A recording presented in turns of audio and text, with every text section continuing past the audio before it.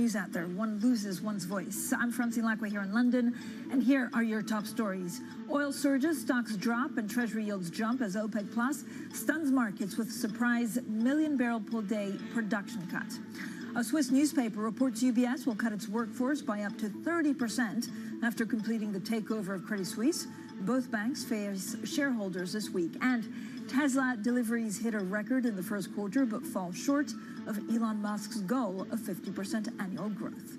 So a busy week ahead, a busy day ahead after that surprise cut by OPEC. Of course, there's a lot of narrative out there on how that changes the dynamics, not only for world growth, but of course what the Fed does. For the moment, European stock futures pretty much unchanged. DAX futures also unchanged. And then the FTSE 100, we'll talk about the UK, also because of some of the concerns of the ferries linked, of course, to some strikes over there here in the UK. So the UK, the FTSE, always the first one to open, practically unchanged. The big news, of course, will happen in the commodities space. Brent crude up some 5% at 84.03. At the open, if you look at WTI, it was gaining some 8%. And again, there are a couple of banks out with different calls for what the world economy will look like in the next couple of months. It's the Spanish IBEX down some 0.3%, the CAC 40 gaining 0.2%. Investors across asset classes since last night really rushing to adjust for the risk that inflationary pressure may be more persistent than previously thought. Let's also look at treasuries. A lot of the repricing could happen stateside. I know there's also been a bit of yen weakness, and that is amid concerns over Japan's dependence on oil imports and as confidence that the nation's largest manufacturers worsened over in Japan. So the U.S. two-year yield at 4.0956, and then if you look at the U.S. dollar index, 1,233. So our top story, oil surging at the week's open after OPEC Plus blindsided markets with unexpected crude output cuts, now threatening to tighten markets and deliver a fresh inflationary jolt to the world economy. We're now joined by Bloomberg's James Heron. James, thank you so much for joining us. I mean, this seems like a huge surprise. Was it expected at all? No, in fact, the opposite. The signals we've been getting, both privately and publicly from OPEC prior to this, was that they really wanted to stick with their current production levels for the whole year. They were preaching a mantra of their current production levels for the whole year. They were preaching a mantra of consistency, really. So nobody was expecting on a Sunday afternoon to get blindsided with a big production cut like this, especially the day before a scheduled OPEC meeting. It was highly unusual. So, James, what impact have we seen so far in the oil market and beyond? It was up 8%. Does it then settle?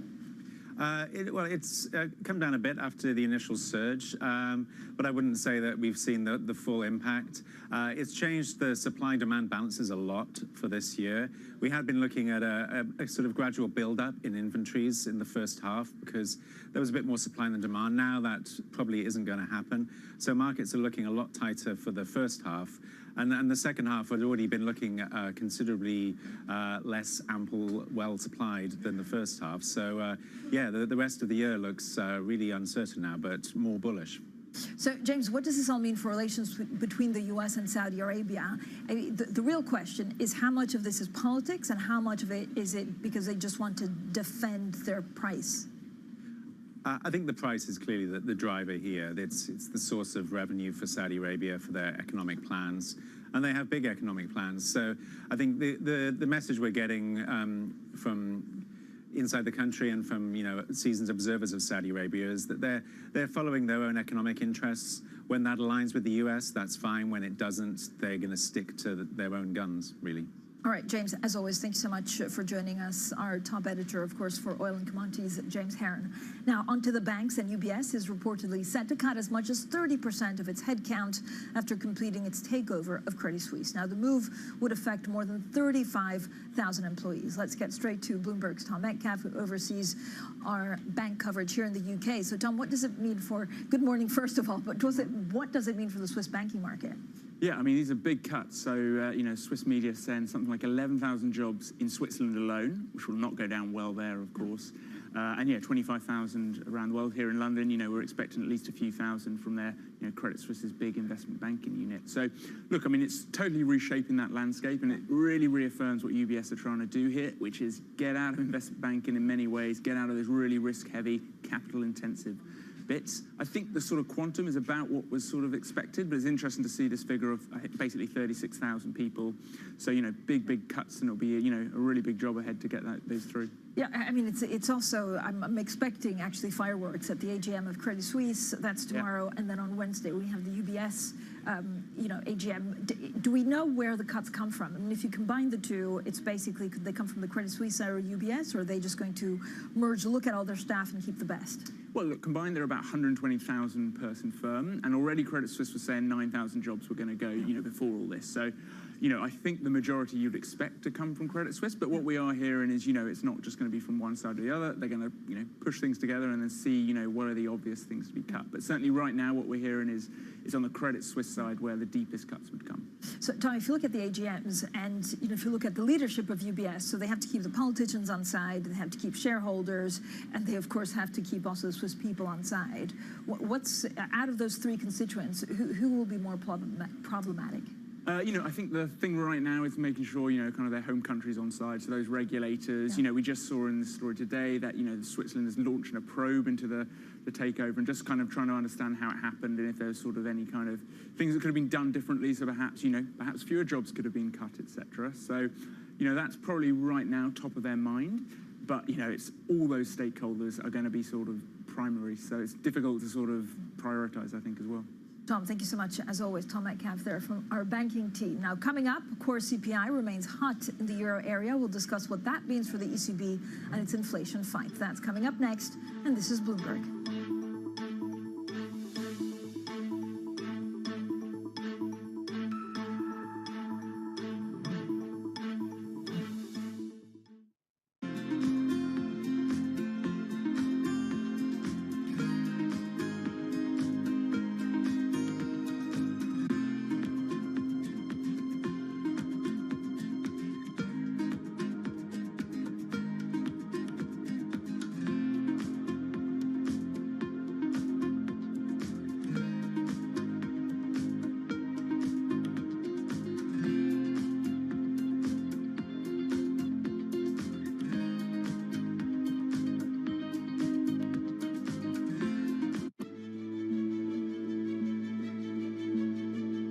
What do you like most about your job? I think the people. I mean, ultimately, we're a people business. A lot of what my job is as CEO of the company is to give those people sort of motivation, to tell them where we're going, to encourage them to come up and do their best work, to encourage them to collaborate. Sometimes you sort of think you're almost a psychologist, as you are a business leader, I think, sometimes. And so what's your best piece of advice? I love pitches. I love being sort of leading from the front, if you like, and spending times with teams. I love to see the work that we're doing. When we pitch for a piece of new business, often when we come together. So I guess I try and put myself in the seat of the client. And what's the client going to think when they see this work? Are they going to be excited? Is it going to turn their brand around? How's it going to resonate with their consumers? So as much as possible, probably I try and play that role.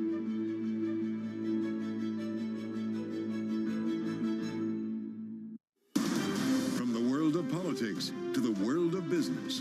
Balance of Power is now live from Bloomberg's Washington headquarters at a new time. Every weekday at 5 p.m. Eastern Time, hosts Anne-Marie Hordern and Joe Matthew alongside Kaylee Lines deliver news, insight, and analysis from and about politics' biggest power players.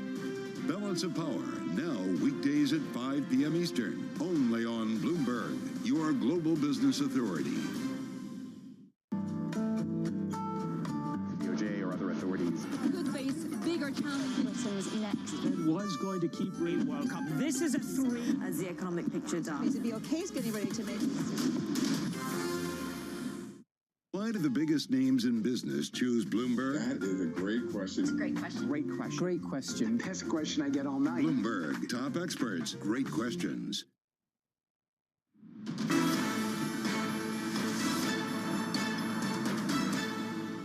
My assessment at the last meeting, just last week, with the summary of economic projections did suggest an additional rate hike and then pausing and holding over the year. But I need to assess all of the data that's going to come in between now and when our next meeting is in early May. The new data that I've seen just in the past week has not materially changed how I'm thinking about things. Well, that was the Boston Fed President Susan Collins speaking to our Michael McKee in an exclusive interview. Now, euro area core inflation rose to a new record in March, hitting 5.7%. That reading from Friday adds to the case for additional tightening from the ECB. Well, joining us now is Kiran Ganesh.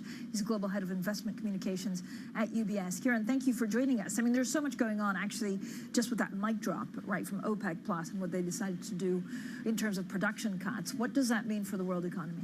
Well, I think it means that the inflationary pressures are still there. I mean, we're seeing OPEC cutting production, and that means that if we don't see this big slowdown in economic growth as a result of the issues in the banking sector, then we've got a new constraint on the global economy, which could mean that inflation remains higher for longer.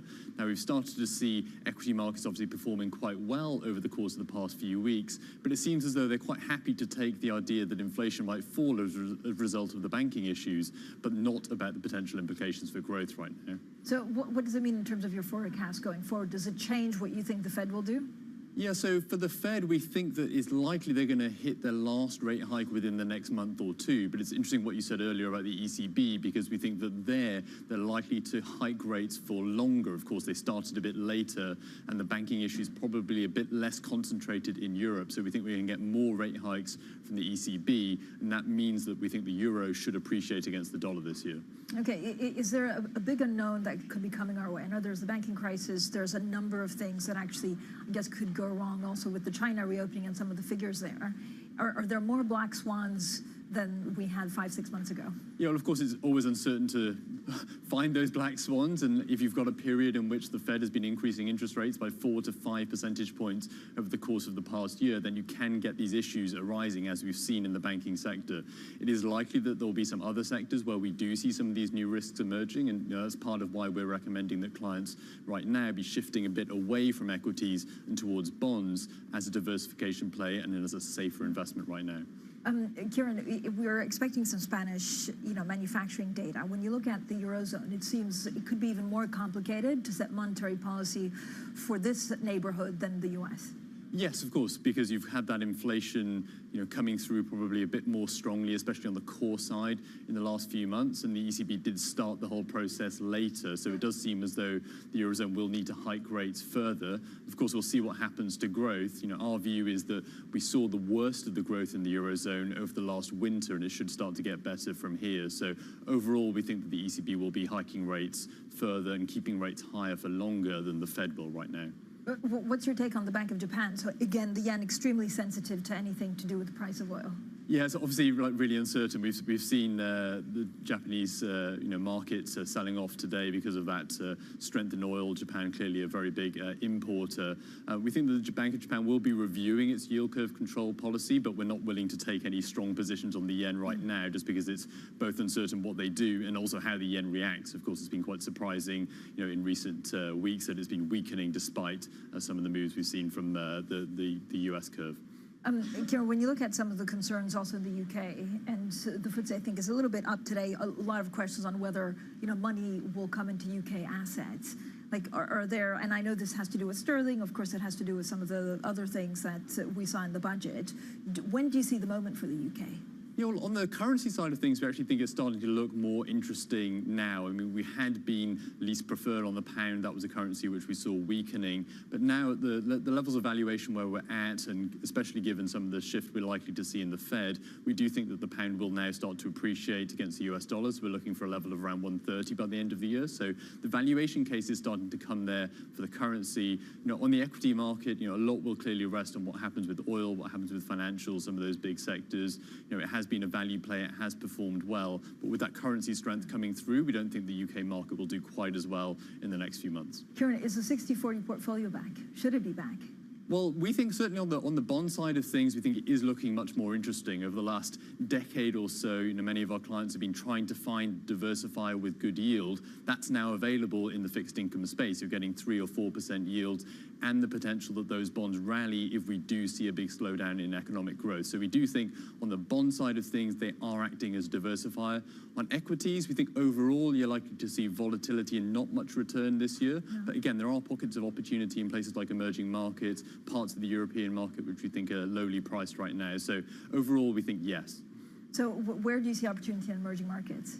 So China, particularly, given the reopening, given low valuations, we think we're going to get double-digit earnings growth. So overall, we're looking for around mid-teens appreciation for China's equity market over the course of this year.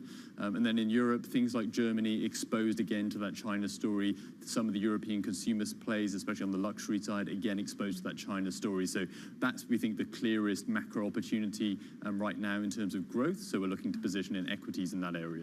Kieran, when you look at luxury, is there, is the sky's the limit on pricing points and where a lot of these big conglomerates could go? Well, I think we're seeing China's tourism reopening, clearly a very big consumer, so often the very high-end luxury is what will be more immune in some ways to economic downturns. So we do like that area generally, and many of those names are, of course, in Europe. When you look at Europe, do you make a difference between, again, because of the banking crisis, do you make a difference between an Italy or a France or a Germany? What's the weakest link right now? Yeah, well, there are obviously very different structures in terms of the amount of exposure to the banking system, the amount of exposure to bank lending, and clearly the more indebted economies, Italy and France, are potentially more at risk if we do see a big slowdown in bank lending. But generally our view is that in Europe, banks are better capitalized due to more stringent regulations. They do have more sticky deposit bases than you've got in the US. So overall, we think that the banking crisis is more concentrated among the US regional banks than it is in Europe right now. We're also getting some breaking news. Spanish March manufacturing PMI rising to 51.3. So anything above 50, of course, means that there's an expansion. It's a final reading. It's for March, and we were expecting actually a figure of 50. So it's a little bit better than expected. Are you expecting inflation to come down overall in a lot of these European, markets? And we're starting to see that with manufacturing maybe going up a bit. Yeah, so I mean, that sentiment is most likely reflecting the big drop we've had in gas prices, and of course that is feeding through into headline inflation, and we saw that from Spain as well last week, so certainly understandable that those Spanish manufacturers are feeling a bit more confident about things. What the issue in Europe is that inflation started to bleed through into core inflation. Now, we do think that will come down, but it's likely to take more work from the ECB in order to get that core inflation down, even if the headline is falling as a result of those falling gas prices. So euro, I don't know how you play euro. I think you had a euro-dollar call, but do you play sterling or euro-yen? Yes, yeah, both. So for the euro, we're looking at around 112 by the end of the year. For the sterling, around 130. As I said, the yen, I think, is a bit more of an uncertain play overall, but certainly for the euro, the pound, but also assets like the Swiss franc and gold, we see as interesting diversifiers away from the dollar as alternative safe havens that we think are more lowly valued right now and less sensitive to Fed cuts. I was going to ask you, is now gold's moment? Is it back? Well, yes. I mean, we think overall, because it's obviously had a constraint in that you've had this very significant increase in Fed interest rates, and now they start to come down at the same time as we've still got some of these geopolitical concerns going on in the background, and perhaps some uncertainty about longer-term inflation if the Fed is now reversing course, while inflation is still quite elevated. So we think that gold is a good asset to have in portfolios. We're looking for it to trade around by 2050 by the end of this year. Kieran, thank you so much for joining us. Kieran Ganesh, there, Global Head of Investment Communications at UBS. Now, coming up, UBS reportedly set to cut up to 30% of its workforce as it takes over rival Swiss lender Credit Suisse. We'll have the details next, and this is Bloomberg.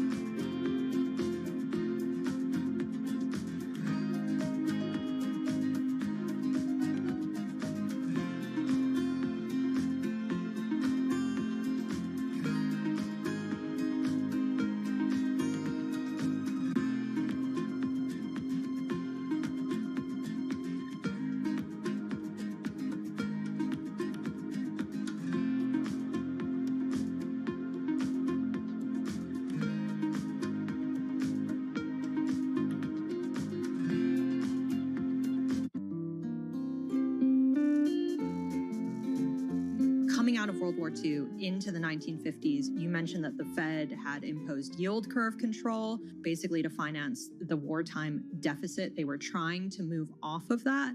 These are all sort of familiar themes to anyone in 2022, but why was that difficult for them? Well, so let's get a sense of scale, right? So in 1941, there's about $40 billion worth of treasuries outstanding.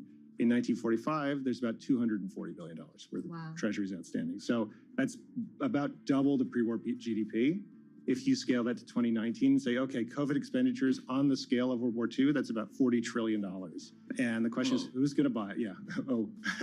And so what we're dealing with is kind of nothing. We got it. In that context. And so that's where I guess the analogy breaks down. But it's a very difficult problem, which is who's going to buy the equivalent of $40 trillion today in debt?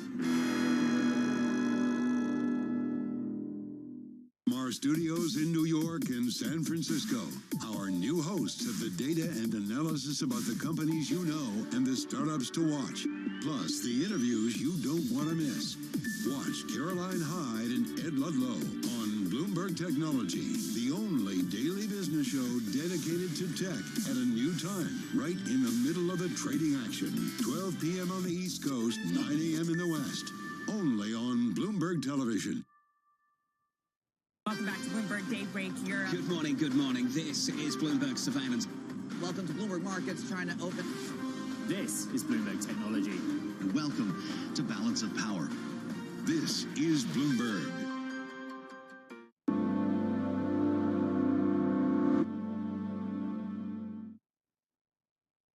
Bloomberg has the Fed coverage you're looking for. Today, an exclusive interview with St. Louis Fed President Jim Bullard. The benefits of getting inflation under control quickly are vast. For all your Fed coverage, keep it tuned to Bloomberg.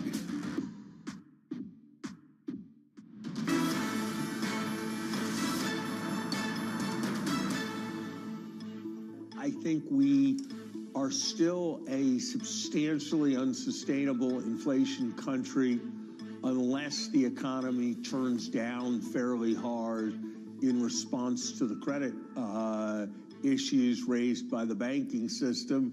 And we don't know yet whether that's going to happen. So in a sense, the outcomes here are a bit bifurcated. Either the banking crisis will pass without incident and without large impact on credit, in which case we really do have serious inflation issues and the Fed will have to tighten much more than is priced in, or we're going to see some kind of real downturn here. And I think both are plausible outcomes, and I recognize that there's a chance we'll skate through right in between, but I'd have to say that seems very much odds off to me. Soft landings are very hard, even in the best environments, and this is probably a more challenging than usual environment. Larry Summers there on the ongoing inflation fight. Now, we are 21 minutes into European trading day, and it is going to be a pretty exciting day and week because of OPEC. Now, stocks really on the back foot today, dollar rising, treasury yields also rising as a surprise production cut from OPEC Plus drove oil prices about 5% higher. So this is a picture for European equities. If you look at the CAC 40, it's gaining some 0.2%, but then if you break it down to the industry groups, a lot of the stocks are actually on the downside. Investors across assets classes are rushing to adjust for the risk of inflationary pressure that may persist more than previously thought, although we also have a couple of banking notes saying it won't make a huge difference to, of course, the longer-term inflation or monetary prospect from the Fed. I don't know whether we have a yen graph, but we should probably look at yen weakening once again amid concerns over Japan's dependence on oil imports, and as there's a lot more confidence about the nation's large manufacturers, and that worsened in the last couple of days, adding to the case for the central bank, the Bank of Japan, to maintain easy, ultra-easy monetary settings a while longer. So we'll have plenty more, of course, on these stocks. We'll look at currencies. We'll look at all asset classes. But now let's get straight to the Bloomberg Business Flash. Here's Alex Morgan. Hi, Alex. Francine, thank you. Good morning. A record for Tesla, which has delivered almost 423,000 cars in the first quarter, ahead of analysts' expectations. The electric car maker had slashed prices earlier this year. That's to appeal to consumers affected by rising interest rates and faster inflation. But that pace of deliveries fell short of Elon Musk's long-held goal of 50% annual growth. Chinese chip-related stocks have gained amid optimism they will benefit from the nation's growing self-reliance push. That's after Beijing launched a probe into imports from Micron, that's America's largest chip maker. Well, the Chinese government says it wants to ensure the integrity of its information infrastructure supply chain, citing national security concerns. Endeavour Group is said to be nearing a deal to acquire World Wrestling Entertainment for about $9 billion. Endeavour has been pursuing WWE for the past few months, eager to combine the wrestling league with its Ultimate Fighting Championship. Vince McMahon, WWE's controlling shareholder, is likely to remain involved in the business after that deal. Global News powered by more than 2,700 journalists and analysts in over 120 countries. I'm Alex Morgan, and this is Bloomberg. Alex, thanks so much. Alex Morgan in London. Now let's check in on some of the stocks on the move at the open. First of all, we start with the banks. Of course, this is our main story. It's been our main story for the last two weeks. So let's look at what UBS is doing in today's trading session. We had a lot of news over the weekend about possible workforce reduction at UBS. This was really news that was driven out of the Sonntagszeitung. This is a Swiss newspaper. Now, on the back of that, and again, we're looking at a reduction of around 20 to 30%, possibly, job cuts seen, and this is according to the Swiss newspaper. On the back of that, UBS down some 1%. Again, we understand through the newspaper that as many as 11,000 employees could be laid off in Switzerland. I think we'll probably find out more at the Credit Suisse AGM tomorrow, and then at the UBS AGM on Wednesday. Now let's keep it with the banking theme and look at HSBC. Some of the top executives are facing Hong Kong shareholders' pressure. This is something that the chief executive is no stranger to. The chief executive, Noel Quinn, and the chairman, Mark Tucker, will be speaking today, also at one of the meetings in Kowloon Bay International, and they're set to face Hong Kong shareholders, from retirees to taxi drivers, as the lender seeks to fend off a push in Asia to split the bank. And then finally, the other story in a banking world is the UK extending its share sale of NatWest for another 2 years as it looks to further reduce its stake in the lender. Quickly, let's also get on to the main story of the day apart from the banks, and this is a reduction of production from OPEC+. Now, oil, of course, our top story. If you look at BP, TotalEnergies, and Shell, they're really gaining on the back of that. Again, this is a very policy sensitive to what OPEC+ has been doing. So this is not unexpected, but BP getting 4.5%, Shell also 4%. Now, the other story, which I thought was quite interesting because we don't maybe talk about it enough, is yen weakening. Again, Japan is extremely dependent on oil imports. Coming up, the banking fallout continues as UBS reported to be planning big job cuts. We'll have all of the details. This is Bloomberg.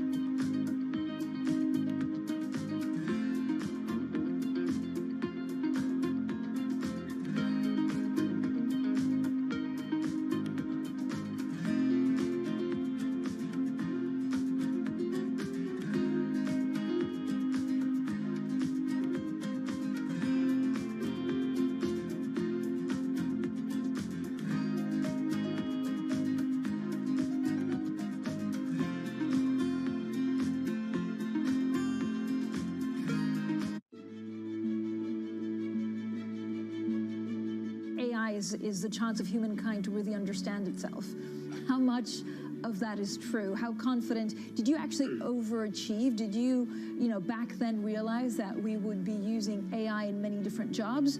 Was it slower or faster than you thought at the time? I think if I had a 35 or 40-year prediction task, I would have been more or less on track as to where we are today. But I would have predicted steady linear increase over time. But instead, the field had very minimal improvements until the last 5 or 10 years. Then it really took off. I think we ended up in the right place, but I was very wrong about the trajectory.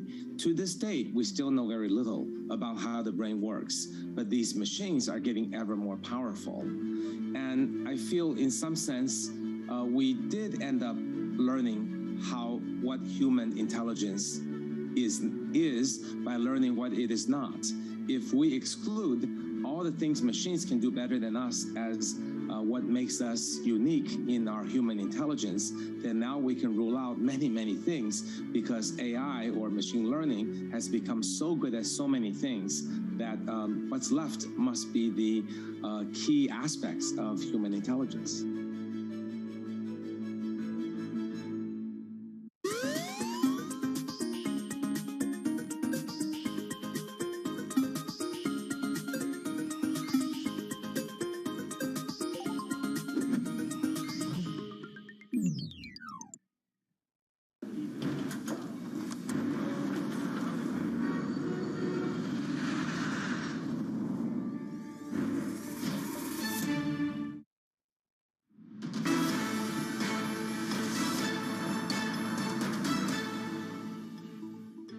Welcome back to the Open, everyone. 30 minutes into the European trading day. Here are your top stories. Oil jumps, treasury yields rise, stocks and futures are mixed as OPEC Plus stuns markets with a surprise million-barrel per day production cut.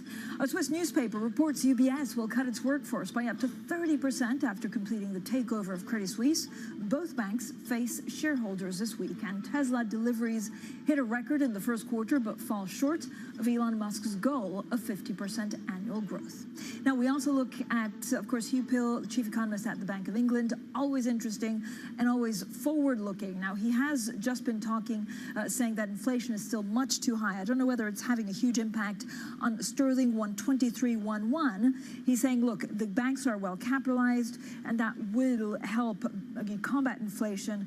He's actually given an interview to the Swiss newspaper Le Temps. So we'll have plenty more, of course, from the Bank of England. Again, Hugh Pill saying that inflation is still much too high. One of the main stories here in the UK is not only this, but also overall what the Bank of England has been doing. I was in Chernobyl over the weekend at the Ambrosetti Forum, and it's very clear when you speak to the likes of Mohamed El-Arian, but also Jean Fried of PIMCO, that they put the Bank of England in a slightly different camp, maybe to other central banks, because they came out up front talking about the complications. So although it was pretty tricky for the Bank of England, I would say 6-7 months ago, now it does seem that they're on a better footing, maybe because of the honesty that they have with the markets. Let's also look at some of the stocks on the move, or some of the European markets overall. Now, if you look at the asset classes, there has been a change in asset classes because of the surprise production cut by OPEC, which really took everyone by surprise. I know when that headline crossed the Bloomberg terminal, a lot of people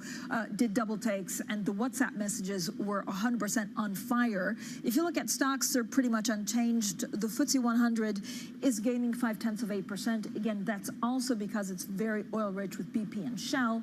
Those stocks are gaining about 4 to 5% on the back of OPEC Plus's move, and so it's giving almost a natural lift to some of the FTSE, well, some of the European markets, including the FTSE. So if you look at energy, it's gaining some 3.5%. This is why I was saying that a lot of the stocks are on the back foot. So you have most stocks down, but then there's a huge energy boost with all of the main players, of course, oil majors gaining between 3 and 4%, travel and leisure down, of course, basic resources, media, financial services, and technology amongst the biggest losers. Now, UBS reportedly set to cut as much as 30% of its headcount after completing its takeover of Credit Suisse. Meanwhile, Swiss prosecutors have opened a probe into the deal. Now, let's get straight to Bloomberg's Marion Hoftefmeyer. Marion, good morning. Thank you so much, as always, for joining us. What does this mean for the Swiss banking market? Yeah, so exactly. I mean, UBS had already guided that they were going to be doing about $6 billion of cost savings related to job cuts. So the figure doesn't necessarily surprise us. They haven't confirmed that figure. But given that there is a lot of overlap between the two banks, we'd expect something that high. And then in terms of the potential probe into how this deal is made, there have been a lot of questions in Switzerland as to how this deal came about. How did UBS and Credit Suisse merge? And whether or not there were some things that should be questioned about how that deal was made. So when you look at the job cuts, Marion, and this is going to be a very busy week, of course, for you and the team, because we have Credit Suisse AGM tomorrow, and then a day later, 24 hours later, there's UBS. Who do they need to keep on side? If you break it down, and so look, they have shareholders, they have, the Swiss politicians, and of course some of the constituents as well. Who will be the stakeholders more difficult to basically argue that this is a good thing going forward? That's a difficult question. I think from a business perspective, they definitely need to be keeping on side a lot of their wealth business and the relationship managers who control the relationships with some of the wealthy clients. And then, of course, the investment bank is the one that they've signaled they will be downsizing. So in terms of keeping stakeholders happy, I think the government will be happy to see, and shareholders will be happy to see that investment bank downsize, and so the bulk of job cuts potentially coming from there.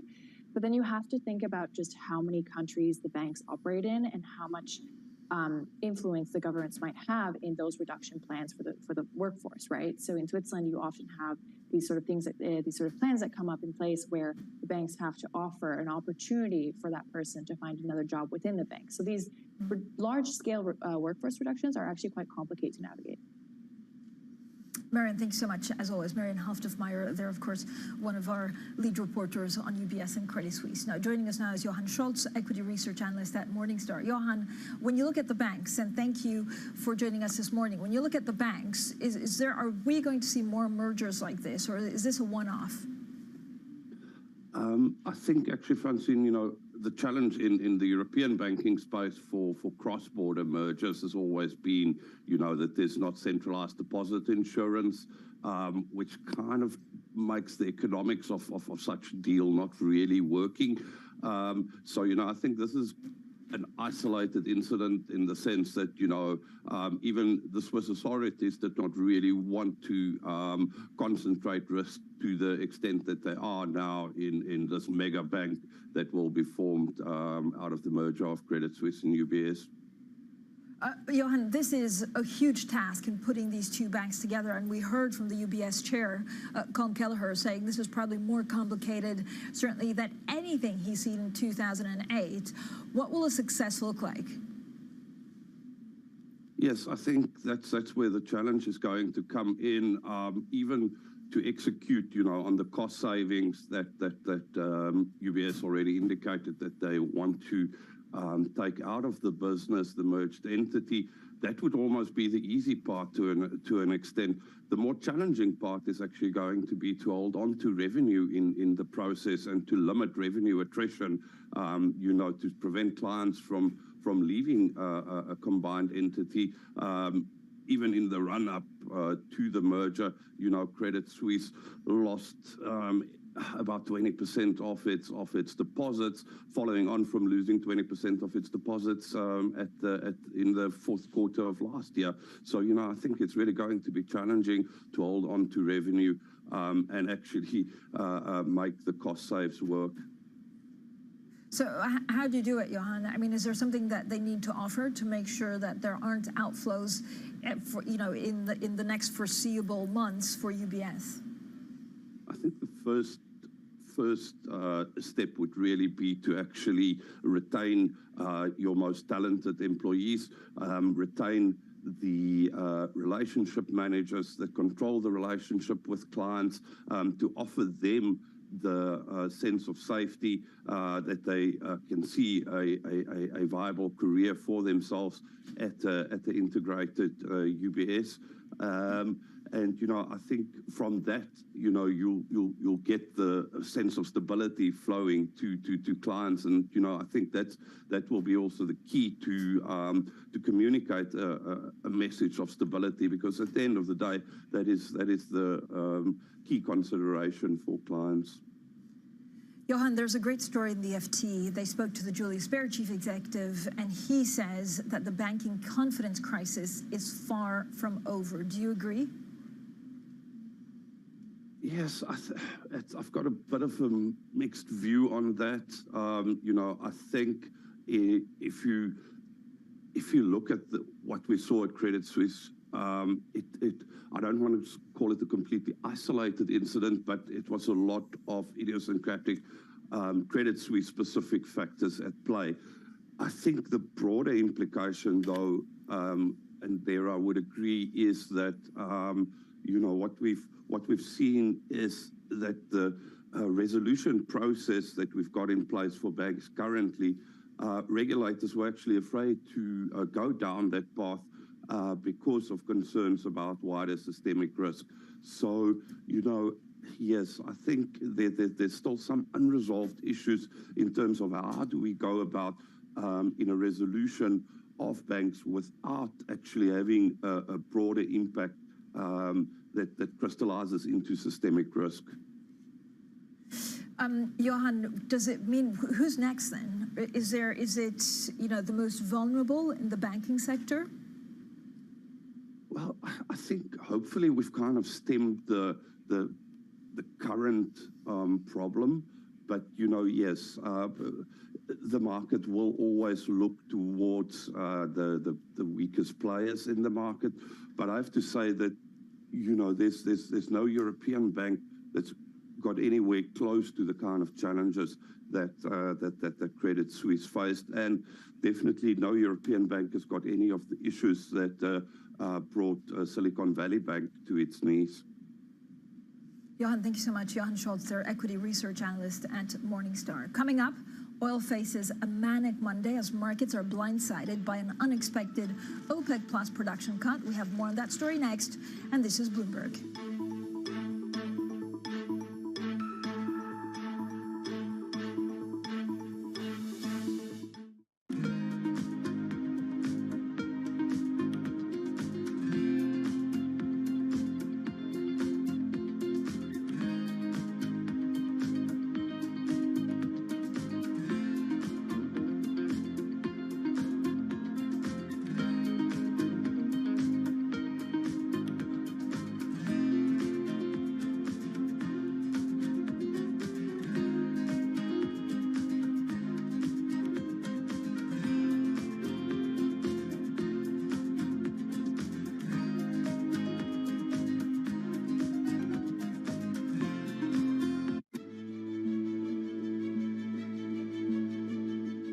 We can replicate Tesla. Tesla is a unique because when they found it, and then the personality behind it, the product is beautiful, technologically very, very strong. So in many areas, Tesla is Tesla, but Xpeng is Xpeng. We want to focus on what we think is important for our customers.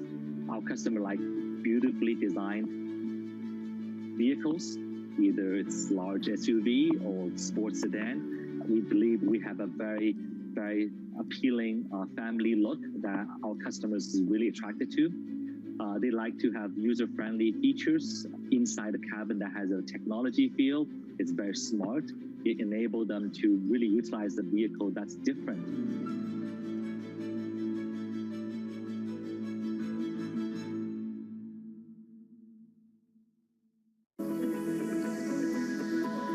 Japan's critical role in the global economy is changing as the world recalibrates.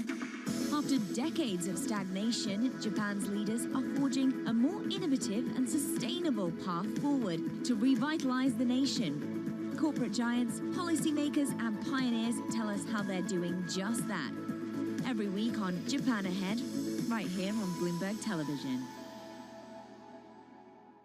The top names in business are on Bloomberg. Do you foresee a future where JP Morgan could potentially re-enter the Russian market? One day, maybe, but it's very possible that won't happen in our lifetime. Nobody covers business like Bloomberg.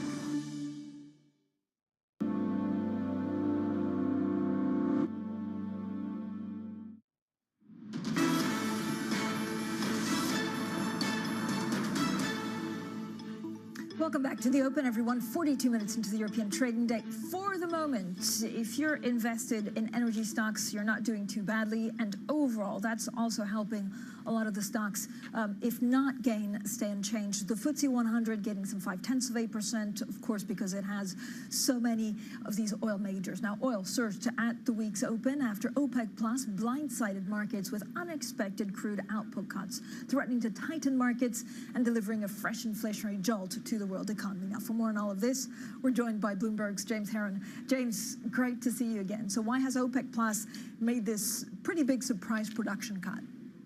We don't quite know the answer to that, given that it is a surprise. It's very easy to guess that they are concerned about demand and maybe would like to see higher prices. Of course, in the aftermath of the banking crisis last month, we saw Brent crude fall to a 15-month low. It has recovered a bit from there, but it is down so far this year. And the first half, it was looking like the market was going to be in something of a surplus.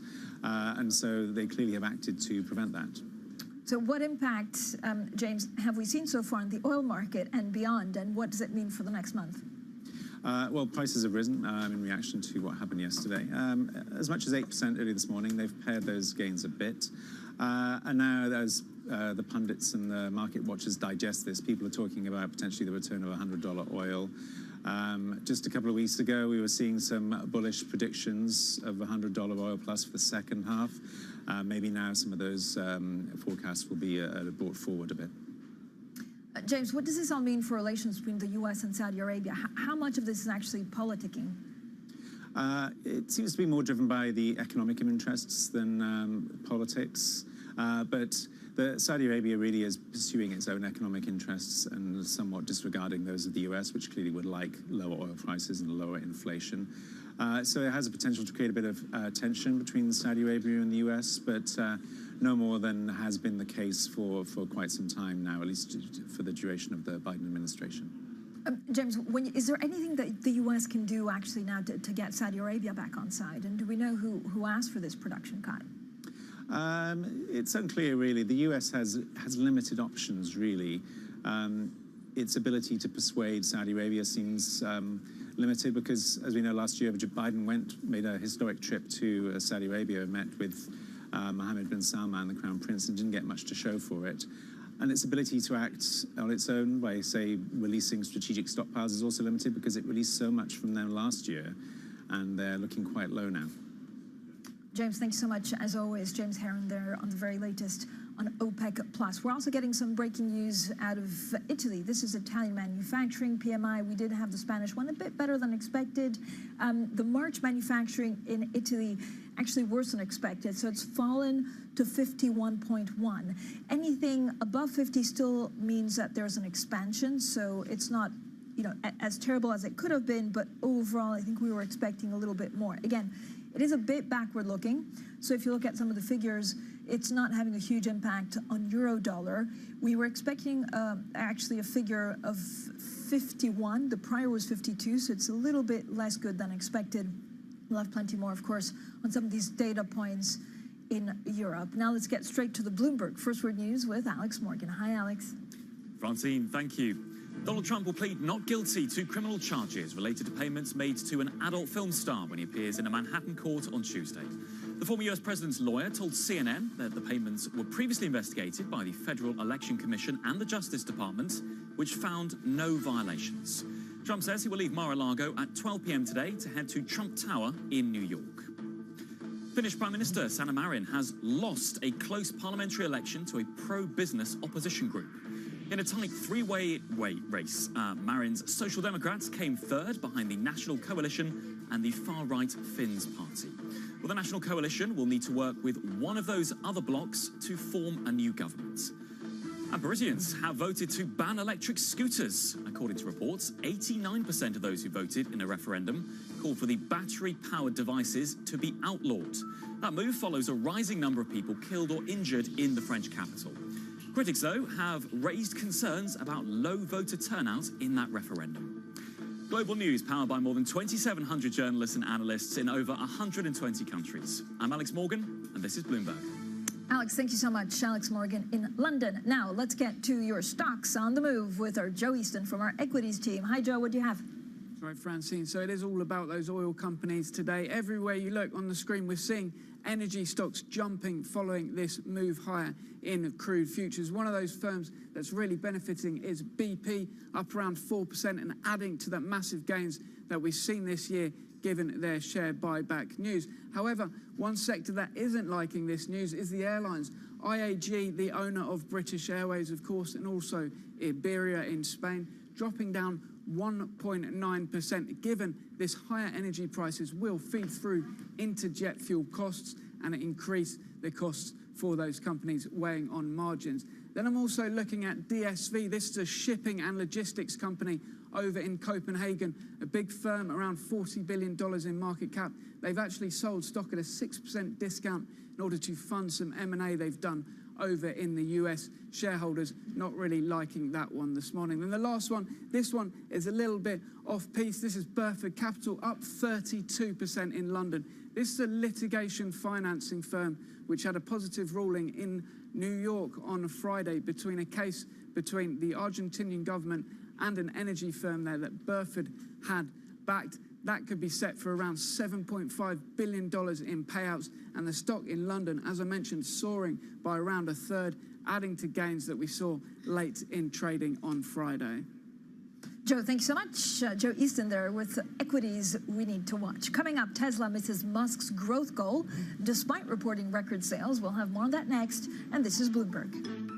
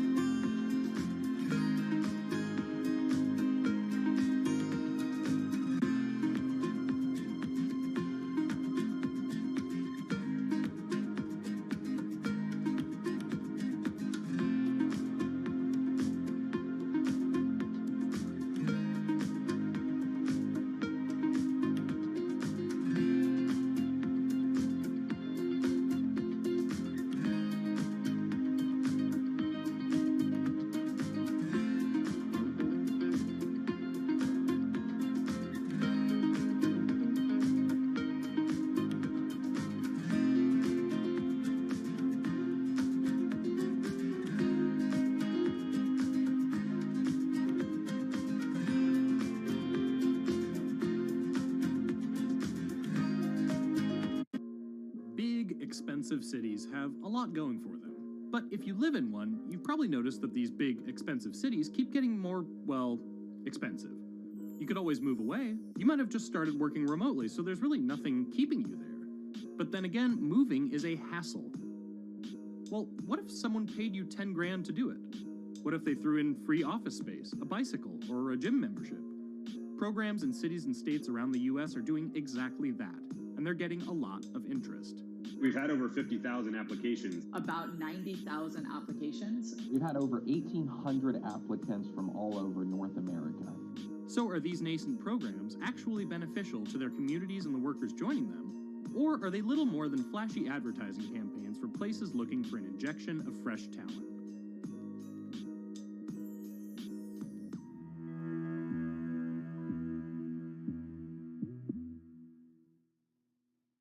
Markets countdown in Europe. From the financial centers of the world, Bloomberg Markets European Close with Guy Johnson in London and Alex Steele in New York. Real-time numbers, real-time analysis. Weekdays.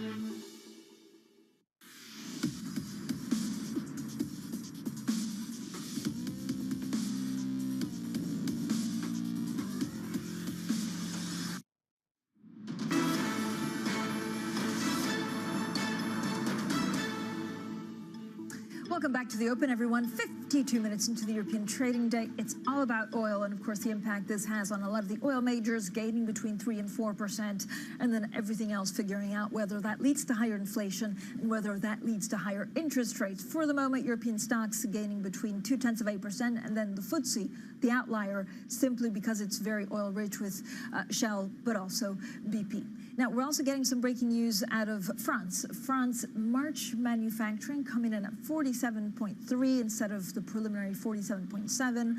France out of Italy and Spain having the toughest time because it's a number below 50, so that indicates a contraction, and it's also worse than expected. Now, let's also take a look at some of the things to watch out for the rest of the week. Today, we'll get the latest Euro area PMI manufacturing readings. Also today, later, we'll have the U.S. ISM manufacturing reading. Tomorrow, former U.S. President Donald Trump appears in court connected to allegations of payments to a porn star. Plus, Credit Suisse holds its AGM. On Wednesday, it's the turn of UBS to hold its AGM.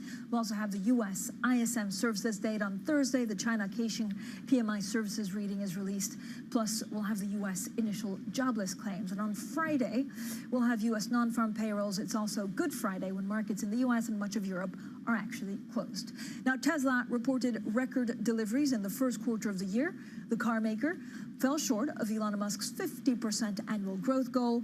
That's despite the EV maker slashing prices in an attempt to boost demand. Now, for more on all of this, we're joined by Alex Webb from Bloomberg Quick Take. Alex, as always, thank you so much for joining us. When you look at expectations, so they kind of matched expectations, but not quite what Elon Musk wanted. Yeah, there are two pieces to it. There's the street's expectations. They had the consensus was for 422,000 vehicles. They actually nudged slightly above that, 423,000 vehicles, but basically in line with what they'd expected. But Elon Musk had said that he wants 50% year-on-year growth. This was 36% year-on-year growth. So it's not really in line with his expectations, but it was for the market as a whole. So what are the implications of this? Well, the challenge was, when you look at how they got there, and a lot of it is to do with discounting, that there was some aggressive discounting carried out by Tesla that drove the numbers up. Now, as you look towards the rest of the year and Tesla trying to hit 2 million units sold this year, they're clearly, if you look at the current run rate, quite a lot below that. Are they going to have to be doing more discounting? What does that mean for the gross margin? Yeah. The consensus is for a 2 or 3 percentage point drop in gross margin in the coming quarters. That's clearly a cause for some concern among investors. Alex, I know Elon Musk also focused so much on AI, saying that this is something that we need to slow down because it's bad. Does that take away from his focus on Tesla, or where are we at? I mean, so obviously, I think the fact is that Elon has his finger in a lot of pies, not least Twitter, which is taking up a huge amount of his time. There have been notes of concern for investors on the Twitter front. Like AI, interestingly, one of the main applications that we're seeing, not main applications, but a bleeding edge application is self-driving cars, right? A lot of the self-driving car stuff is done using AI applications. Yeah. And Tesla says it or sells a kind of self-driving car feature, which isn't really full self-driving, even though it's called that. AI advances could help it in those fronts, but it's still, one of many. Alex, as always, thank you so much for joining us. Bloomberg Quick Takes, Alex Webb, on all things technology and Elon Musk. We're also getting some Germany March manufacturing data. Now, this is final, but actually we had quite a lot of the readings that had to change. PMI 44.7, preliminary was 44.4, so this is better than expected, but still indicates a contraction. You see, on the back of that, if you look at euro-dollar, this also has to do with the price of oil moving. So, of course, it's dollar-priced, and this has to do with OPEC Plus and what it's done, the surprise move over the weekend. Well, that's it for the European Market Open. Surveillance Early Edition is up next. We'll have a full roundup of the main market stories. We'll also look at asset classes, including yen. Yen is weakening quite significantly because it's very close or very dependent on oil imports. This is Bloomberg.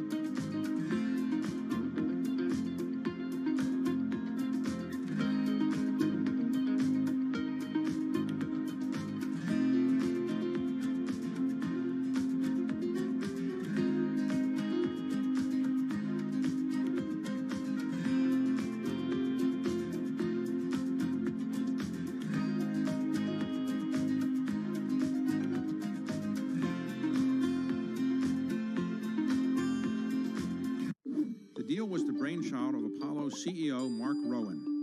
In January, Apollo closed its $11 billion all-stock merger with Athene Holding. It had already owned 35% of the insurer. Here's what Apollo gets out of the deal. Assets under management. Apollo expects them to double to about $1 trillion by 2026. Much of that projected growth will come from the merger, and those assets are especially attractive to Apollo. Insurance companies typically go after much more modest returns than buyout investors. That will give Apollo more options for investing the cash.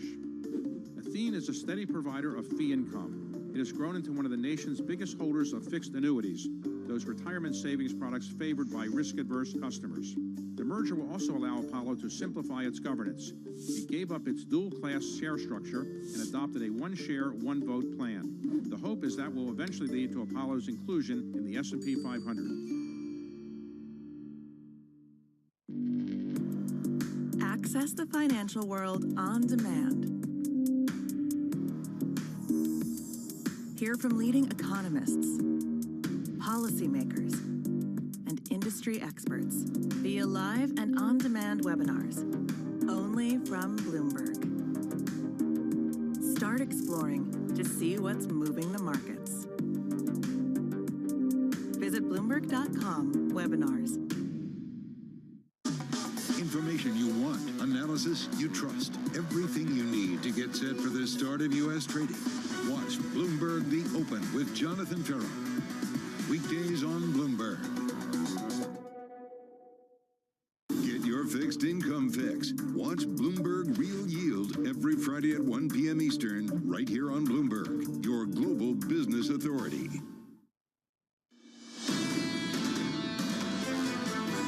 This is Bloomberg Surveillance, Early Edition, with Francine Lacqua. Good morning, everyone, and welcome to Bloomberg Surveillance Early Edition. I'm Francine Lacqua here in London. Here's what's coming up on today's program. Oil surges, stocks drop, Treasury yields jump as OPEC Plus cuts production by more than 1 million barrels a day, adding to inflationary pressures. Shares drop in UBS after a Swiss newspaper reports the bank will cut its workforce by up to 30% after completing the takeover of Credit Suisse. Both companies face shareholders this week. And Tesla deliveries hit a record in the first quarter, but fall short of Elon Musk's goal of 50% annual growth. Well, good morning again. First, let's check on the markets. A lot of the focus, of course, is on crude oil. I would say the only focus today should be on what that means for inflation going forward and what, of course, that means for asset classes overall. If you look at treasuries, they're sliding. European energy stocks gaining between 3 and 4%. Oil still climbing more than 5% after OPEC Plus surprised traders with a production cut that now threatens to worsen inflation. So treasuries, I was saying, falling, the dollar actually rising. Energy stocks, unsurprising, are the ones that are gaining the most in Europe. I'm also looking at the 2-year Treasury yield. We have the 10-year, but also good to see the 2-year, which is a bit more sensitive. The 2-year yield jumping about 8 basis points, pushing it back to 4.1% as traders weigh the announcement of OPEC Plus. We are also getting that breaking news out of the euro area. Now, we had a drip feed. We had Italy. We had Spain. We had Germany. Euro area March manufacturing coming in at 47.3, a bit better than expected. We were expecting 47.1, below 50. It does mean we're in contraction territory, and I think Germany PMI, although a little bit backward looking, was also the more worrying one. So European oil stocks trading significantly higher this morning on the back of surging oil prices from OPEC Plus output cut announcement. Now, the cartel is slashing more than 1 million barrels production a day, abandoning previous assurances that it would hold supply steady. Well, here with us, James Heron, Bloomberg's European oil editor. James, thank you so much for joining us. So first of all, the market is trying to figure out what this means longer term. The oil price was, gaining 8% and now only 5% higher. Yeah, so there's been an initial reaction, obviously, because there was a huge surprise yesterday, a bit of a pullback. So now people are digesting the longer-term impacts for this. What we've been looking to prior to yesterday in the announcement of the cut was a small surplus in the first half, followed by a tighter market in the second half. Looks like that surplus may not happen now. So overall, we're looking at tighter inventories, probably higher prices than previously expected. The reaction hasn't been universally. Not everyone is sort of predicting $100 a barrel now is coming back. Yeah, the calculation has changed. And as you say that, people are reappraising their view of inflation and how the Fed is going to have to act on interest rates. I mean, James, they're making enemies of a lot of people because the economy is already pretty fragile, and it's quite precocious. If you cut production and the price jumps up quite significantly, it could push us back, push us into a recession. Yeah. Is this because of politics, or are they just trying to defend their treasuries?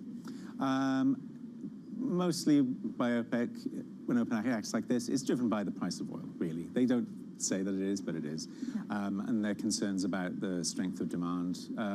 And for the inconsistencies about their messaging, they have, the Saudis in particular, have talked about being proactive, getting ahead of weak periods in demand by cutting production preemptively.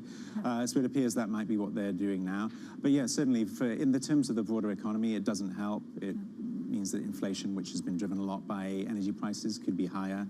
And certainly, if it does cause a recession in major economies, that doesn't help OPEC either, because that will hit oil demand. So is this actually Saudi Arabia that led this? Do we know yet who is behind it? And could it be because they see a recession and so just want to get up front of it? We don't know that Saudi Arabia led this because we're still kind of absorbing what happened yesterday. But really, Saudi Arabia dominates OPEC in a way that wasn't true, say, in recent history. In much more of assertive role it's taking. And it's really telling yesterday that, well, today we have an OPEC meeting where they could have done this, but they chose yesterday to actually preemptively do it outside the auspices of OPEC, which I think is quite telling as to really who's calling the shots here. James, thank you so much. As always, James Heron there from our oil team. We're also getting some news out of Tesla. So we had a terrific, actually, breakdown of what we heard from Tesla and Elon Musk by Alex Webb from Quick Take minutes ago. Tesla now down 2.4% in pre-trade. Now, for more on the markets on oil inflationary pressures, let's bring in Bloomberg's MLive, Van Ram and Freya Beamish, Chief Economist and Head of Macro Research at TS Lombard. Thank you both for being with us. Freya, when you look at the price of oil today, when you look at what we heard from OPEC Plus, does it change your worldview on inflation?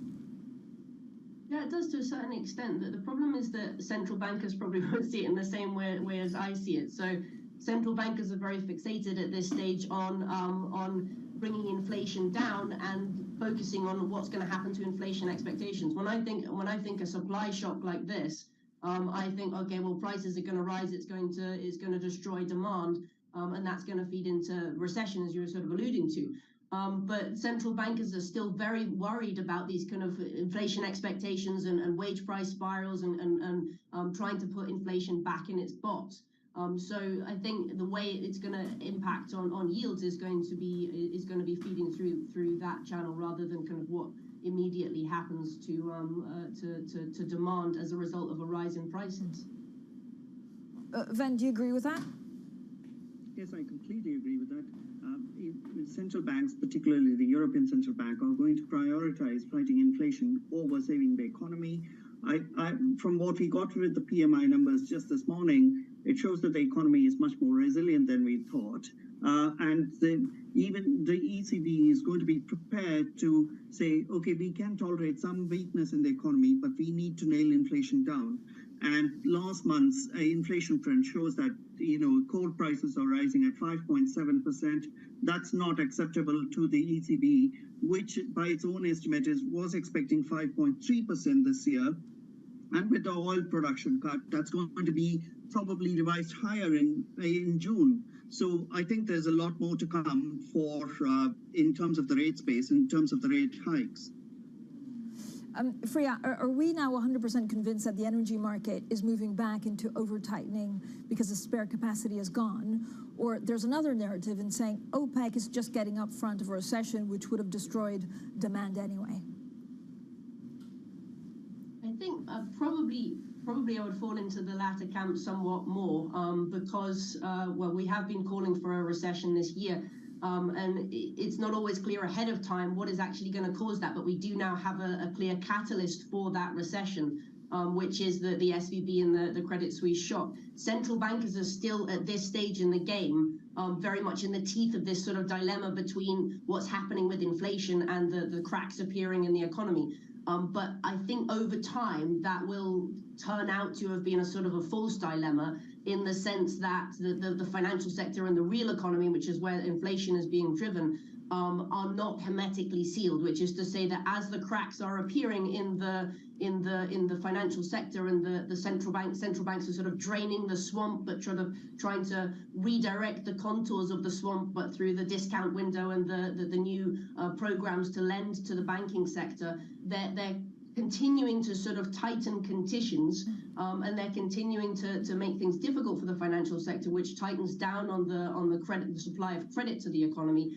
And that's how you get the economy slowing, and inflation then sort of slowing down after that as well, and sort of bringing out the final COVID distortions out of the equation for inflation. So that kind of dilemma between inflation and the financial sector that we see right now, and probably continuing in the next few months, especially with this an OPEC announcement, that probably does sort itself out over time, but there's probably a lot more sort of volatility that can be caused in the meantime while the dilemma is still in play.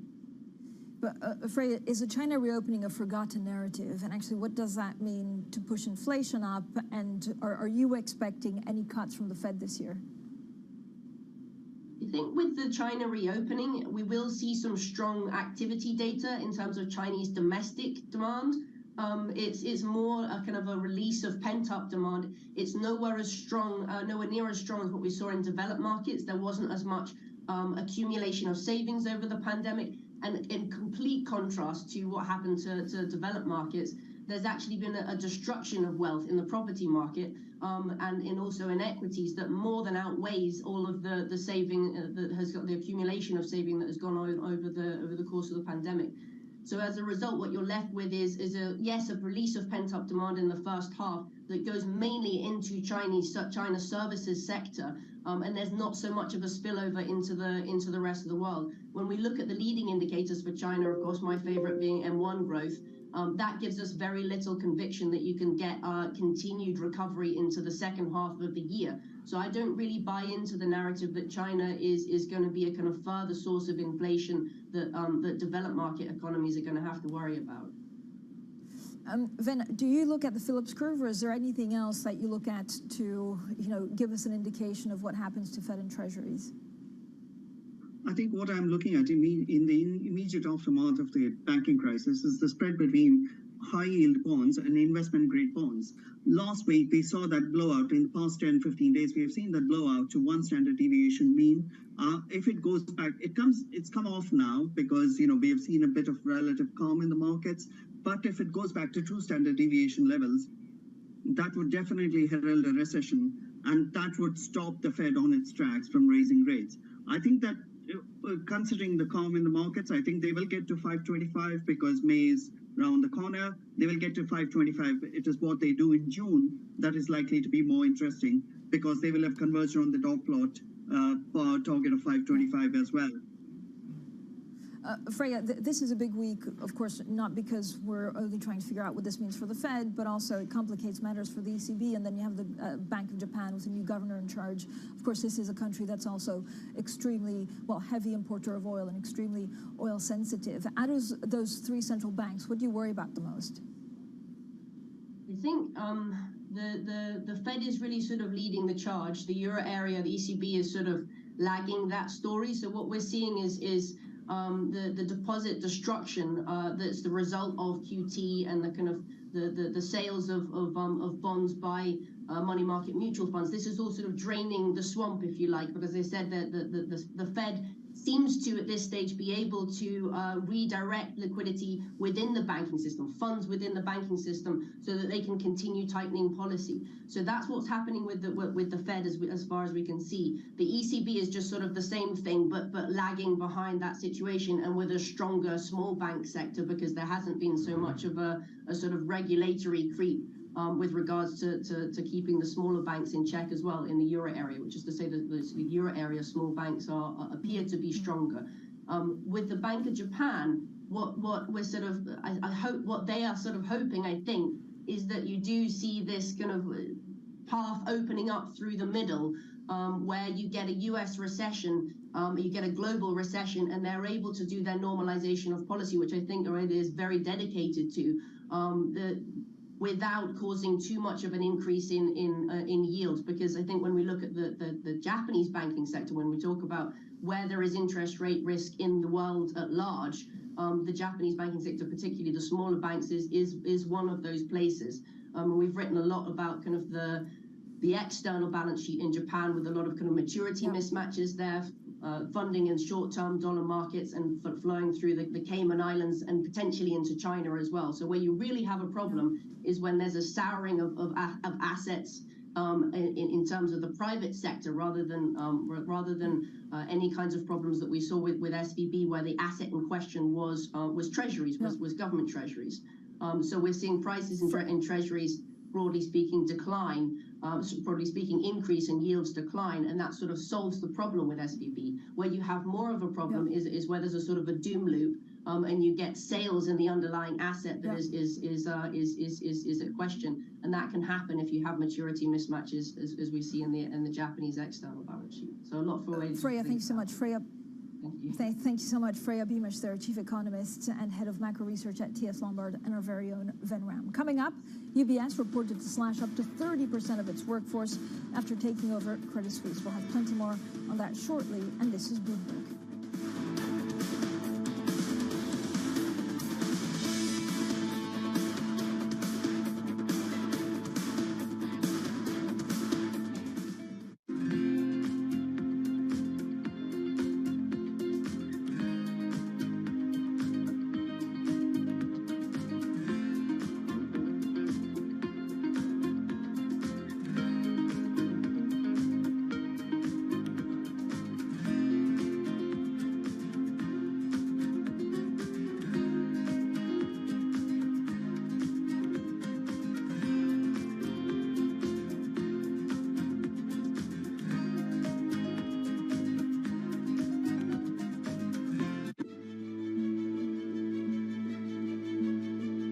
What do you like most about your job?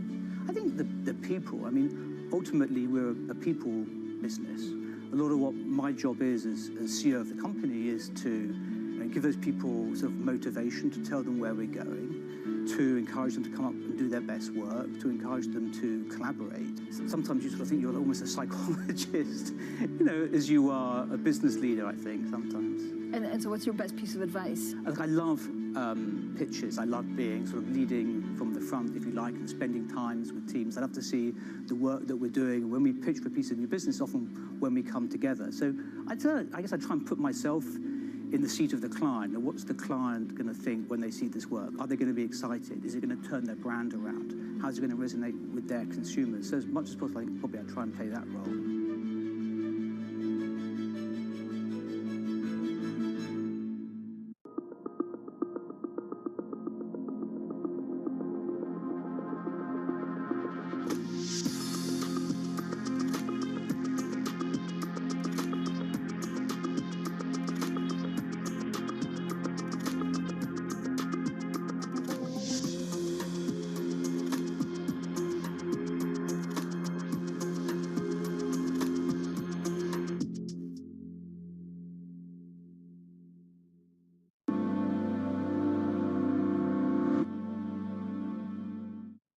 Has the Fed coverage you're looking for. Today, an exclusive interview with St. Louis Fed President Jim Bullard. The benefits of getting inflation under control quickly are vast. For all your Fed coverage, keep it tuned to Bloomberg.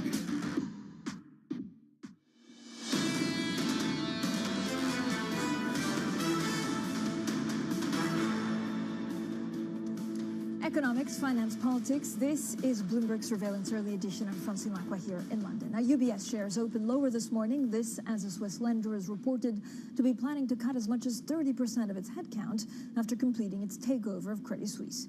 Meanwhile, Swiss prosecutors have opened a probe into the deal. Now, for more on all this, let's bring in Bloomberg's Swiss finance reporter, Marion Haltofmeyer. Marion, what do we know so far? So far we know that the Attorney General here in Switzerland has opened an investigation, and that is to say that they are looking for information. They have issued kind of these statements to say, we're looking for all sorts of information. They haven't said explicitly what they're looking for or what they suspect might be wrongdoing. But given that the deal was so hastily made over the weekend in such a fast fashion, there are a lot of questions around, was this the best deal that they could have come up with? And so that's what they're really going to be looking for. Now, we need to keep an eye out for it and see if it develops into a more serious probe. So Marion, when we know, of course, we know that there's the Credit Suisse AGM tomorrow and then the day after it's UBS, what are some of the most difficult questions that they'll get? Is it on job cuts or something else? So it's interesting because it's been 3 years since they've had an in-person AGM. So this is actually the first opportunity that shareholders will have to actually voice their concerns and disgruntle to the board of directors. So I'm actually expecting a lot of complaining about the leadership. There are some concerns around the pay, so whether or not there'd be an ability to claw back pay that some of the managers, particularly for Credit Suisse, have received over the years because they may have, potentially mismanaged the bank. And then, of course, from the UBS side of things, we will probably see more questions around, what does this mean for the future of the bank and the strategy? So job cuts, what are we keeping? What kind of bank are we now investing in, basically? Marion, where does this leave us in like 2-3 weeks? Are we going to see just a drip feed of news until we get to really the bottom of what this new entity is going to look like? And we heard in that press conference last week, this could take months. This could take months. So over the next couple of weeks, we have the AGMs this week. And in the next couple of weeks, we have actually the first quarter reports of both of these banks. So it's unclear exactly how both of the banks will be reporting their first quarter, but that'll be the next stage of news and the next opportunity for investors and analysts to ask questions of the bank's management and see what's going forward. I expect the UBS board of directors and executive management team to make announcements as and when they can. So for example, last week we saw the announcement of the change of the CEO. Now, were there to be other executive changes, I would imagine they would be wanting to put those out as quickly as possible. Marion, thanks so much. Bloomberg's Swiss finance reporter Marion Halftofmeyer there. Now, coming up, Tesla fails to deliver on deliveries. For Elon Musk anyway, deliveries for last quarter hit record highs but fell short of the CEO's expectations. We'll have a full roundup on that shortly. This is Bloomberg.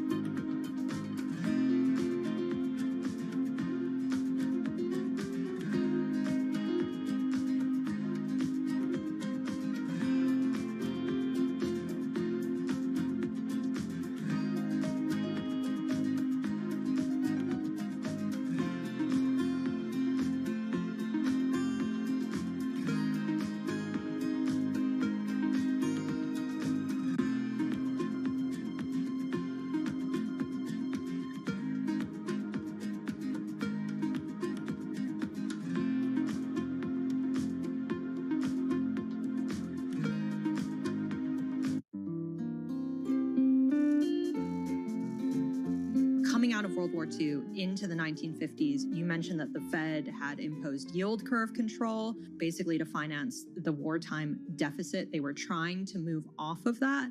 These are all sort of familiar themes to anyone in 2022, but why was that difficult for them? Well, so let's get a sense of scale, right? Mm-hmm. So in 1941, there's about $40 billion worth of treasuries outstanding.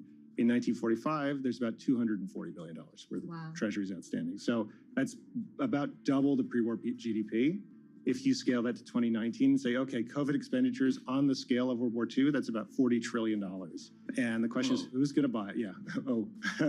And so what we're dealing with is kind of nothing. We got it. In that context. And so that's where I guess the analogy breaks down. But it's a very difficult problem, which is who's going to buy the equivalent of $40 trillion today in debt?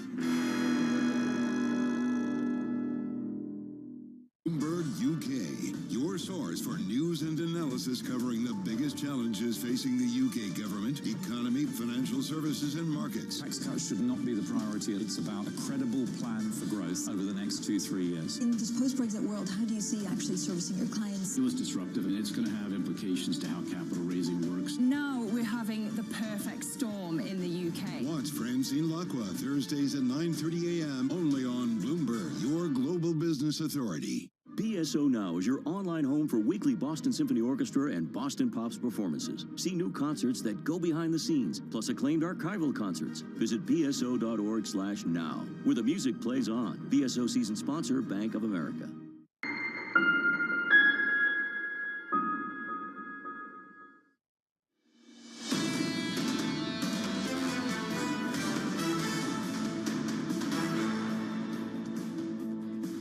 Economics, finance, politics. This is Bloomberg Surveillance Early Edition. I'm Francine Lacqua here in London. Now let's get straight to the Bloomberg First Word News. Here's Leanne Gerrans. Hi, Leanne. Hi, Francine. Donald Trump will plead not guilty to criminal charges related to payments made to a porn star when he appears at a Manhattan court on Tuesday.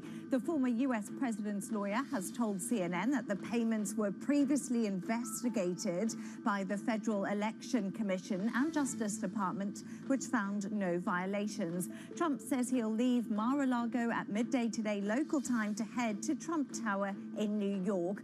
Now, an explosion at a cafe in St. Petersburg in Russia has killed a military blogger known as Vladlen Tatarsky, who supported the war in Ukraine. Russian news agency TASS says an explosive device the size of a bar of soap was hidden inside a statuette presented to him. Russia's investigative committee has opened a criminal case to look into the explosion, which also injured 25 other people. Finnish Prime Minister Saran Marin has lost a close parliamentary election to a pro-business opposition group. In a tight three-way race, Marin's Social Democrats came third behind the National Coalition and the far-right Finns Party. The National Coalition will need to work with one of the other blocs to form a government. And Parisians have voted to ban electric scooters. According to reports, 89% of those who voted in a referendum called for the battery-powered devices to be outlawed. The move follows a rising number of people killed or injured in the French capital. Critics of the referendum have raised concerns about the low turnout. Global news powered by more than 2,700 journalists and analysts in over 120 countries. I'm Leanne Gerrans, and this is Bloomberg. Francine. Leanne, thank you so much. Now let's check in on some of the stocks on the move. So we're definitely focusing on the banks. UBS firmly in focus after the huge weekend, of course, of news.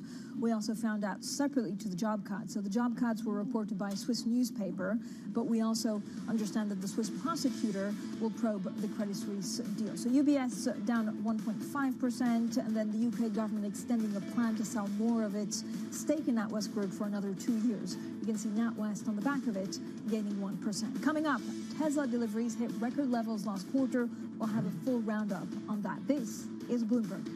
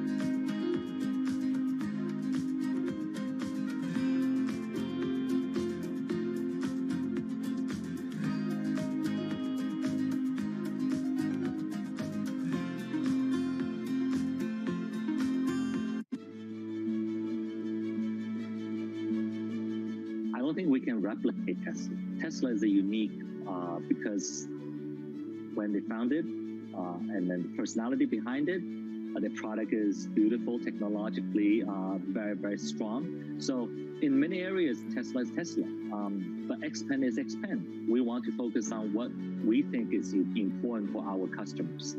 Our customer like beautifully designed vehicles, either it's large SUV or sports sedan. We believe we have a very, very appealing family look that our customers is really attracted to. They like to have user-friendly features inside the cabin that has a technology feel. It's very smart. It enables them to really utilize the vehicle that's different.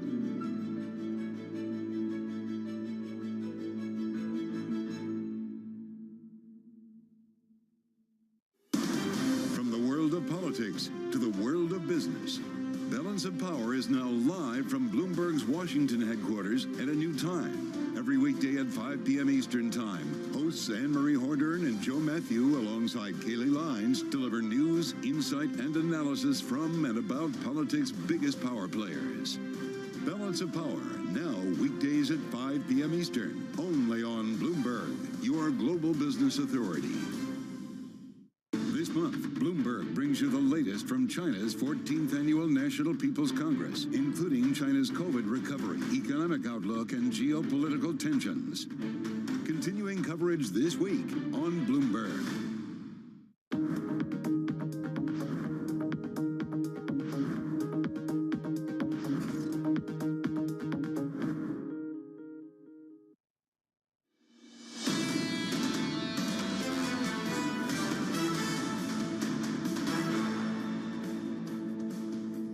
Top stories: oil surges, stocks drop, and Treasury yields jump as OPEC Plus cuts production by more than 1 million barrels a day, adding to inflationary pressures. Shares drop in UBS after a Swiss newspaper reports the bank will cut its workforce by up to 30% after completing the takeover of Credit Suisse. Both companies face shareholders this week, and Tesla deliveries hit a record in the first quarter but fall short of Elon Musk's goal of 50% annual growth.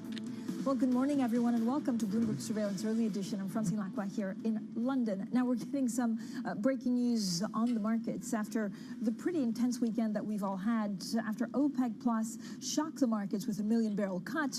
And, of course, this abandoned previous assurances that it would hold supply steady, posing a new risk for the global economy. So that's giving a lift to a lot of these oil majors. BP gaining 4.3%. I'm looking at Shell, a similar amount higher. Also, the other news we're following is Tesla reporting record deliveries in the first quarter of the year. But the car maker fell short of Chief Executive Elon Musk's annual growth goal. That's despite Tesla slashing prices in an attempt to boost demand. Now, for more on all of this, we're joined by Bloomberg Quick Tech correspondent Alex Webb. Alex, thank you so much for joining us. So they're not matching expectations. So they're actually better than expected, but didn't hit the target that Elon Musk wanted. Yeah, there are two sets of expectations here. There's the street's analyst consensus, which was for about 422,000 vehicles sold in the quarter, just slightly ahead of that. Sorry, excuse me, I'm going to cough. And then there's Elon Musk's own expectations, which were for 50% growth. It was actually only 36% growth. Yeah. So on that measure, it's a bit different. So what are the implications of the surge? What does it mean for Elon Musk going forward? Well, the key thing is how they got to that number. And there was a lot of discounting that happened in the quarter in order to get to that 423,000 units. He wants to hit 2 million units this year. If you look at the run rate, you can see they're a bit short of that at the moment. That creates some concern. They'll have to do more discounting to hit that higher number.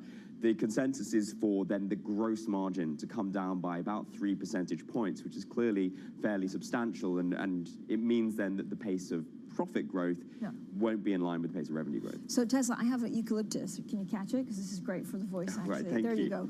Tesla down 2%. If you look at, if Wall Street actually thinks they'll do fine, why do they need to hit the Elon Musk target? I mean, it is if Elon Musk has that target of 50% growth and he's willing to do plenty to hit it, well, then it suggests he's going to be willing to do more discounting, right? So then it's going to be hitting that profitability, which then obviously feeds down to the bottom line for investors. But he has the components, like everything's fine. How's the supply chain? Because, again, they hit snags in the past. Yeah, the main issue previously was in China, was in Shanghai, where they didn't have as much. The factory had to come offline because of new outbreaks of COVID. The suspicion is that, or at least the hope is that they're over some of those problems for now. They have been ramping up at scale. They have got plenty of capacity coming online in Texas, in Berlin, and in Shanghai. I don't think they have any problem producing them. The problem is not going to be supply. The problem is really going to be on the demand side. At least that's what the expectation is from the current standpoint. Alex, when Elon Musk says, look, we have to slow down with AI because this is dangerous for the sake of humanity, do you sit up and listen? Yes, I do, but there's also a pinch of salt because, you're never quite sure what other agenda he might have. Don't forget that he was at one stage pretty senior within OpenAI and ultimately left to go and start some of his own things. There are inevitably concerns about the pace of development of AI. As we've seen with so many things in tech, regulation is very, very slow to catch up. Think about the fact that social media has been around for 15 years. We're only now arriving at sort of comprehensive regulatory laws for how to manage social media. So given the impact that AI can have, I think there probably is good reason to hold things back. Are Elon's we don't know his motivations. Yeah, that's very fair and well put. Thank you so much, Alex Webb, there with the very latest on Tesla and Elon Musk. Now, we're getting some breaking news. We have UK PMIs. We had a lot of PMI data, actually, out of France, out of Germany, out of Italy and Spain. So the very latest, of course, PMI figure coming in 47.9, better than the previous number, but I think a slight miss to what we were expecting. Again, anything below 50 actually means a contraction. Now let's get straight to the Bloomberg Business Flash. Here's Leanne Gerrans. Hi, Leanne. Hi, Francine. Chinese chip-related stocks have gained amid optimism that they will benefit from the nation's growing self-reliance push. That's after Beijing launched a probe into imports from Micron, America's largest chip maker.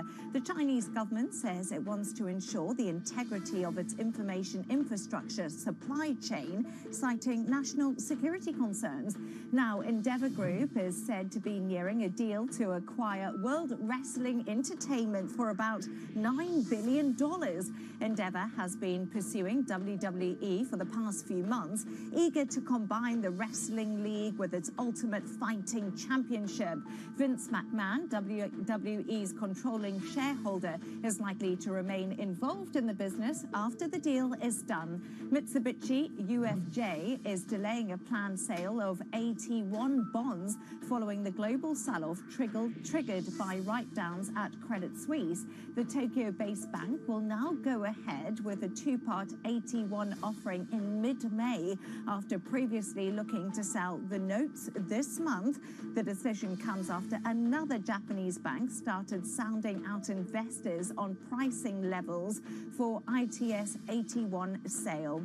Global news powered by more than 2,700 journalists and analysts in over 120 countries. I'm Leanne Gerrans, and this is Bloomberg. Francine. Leanne, thank you so much. Coming up, we speak to one of the UK's most prominent investors who correctly predicted the 2008 financial crash. Our interview with Jim Mellon of Burn Bay is next. This is Bloomberg.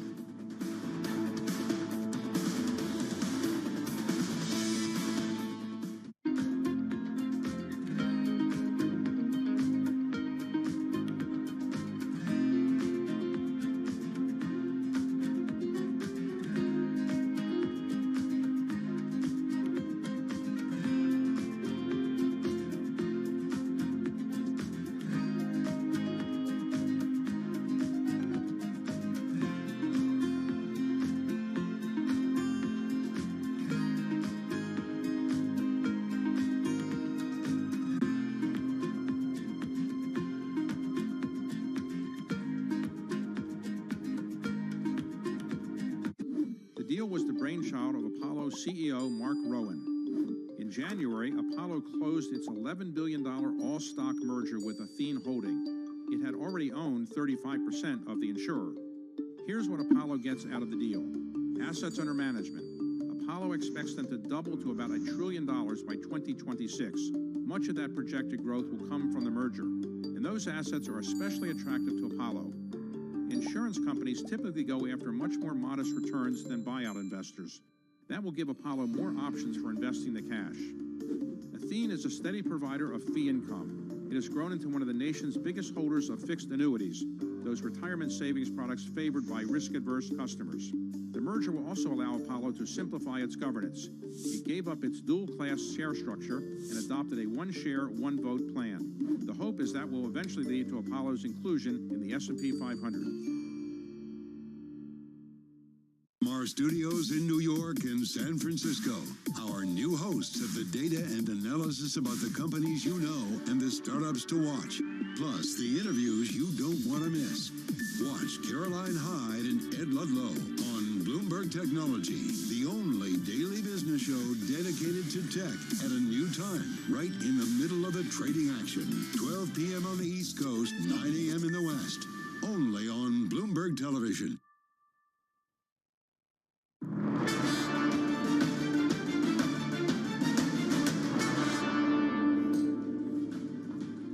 Oil has surged at the week's open after OPEC Plus blindsided markets with unexpected crude output cuts, threatening to tighten markets and delivering a fresh inflationary jolt to the world's economy. Well, let's bring in one of the UK's most prominent investors who famously predicted the credit crunch during the global financial crisis. We're joined by Jim Mellon, chairman of Brown Bay, who joins us now. Jim, great to have you in the program. Thank you so much for coming in. Francine. I mean, there's so much going on. I know we want to talk a bit about, some of your exploit, which is agriculture and also rejuvenation. But overall, when you look at the price of oil and what we've lived through, what does it mean for the UK economy? It's kind of a mixed picture. I mean, gas, I think, is more important to the UK economy, and the prices are, down sharply, so that will have a positive effect on inflation. This oil move, I think, is temporary. I think it's going to slip back a bit. Okay. But it's not great, obviously. However, I think that service inflation is the real issue in the UK at the moment, not goods price inflation. And we'll see, I kind of agree with the government that we'll see inflation falling rapidly by the end of this year, and the same in the States. Jim, when you look at the UK overall, is it investable right now? I think it really is. I think the UK is much more resilient than most people thought, and you saw lots of negative forecasts in the middle and the end of last year, and they've proved wrong, actually. I think the tax take is too high, and they'll have to address that. Yeah.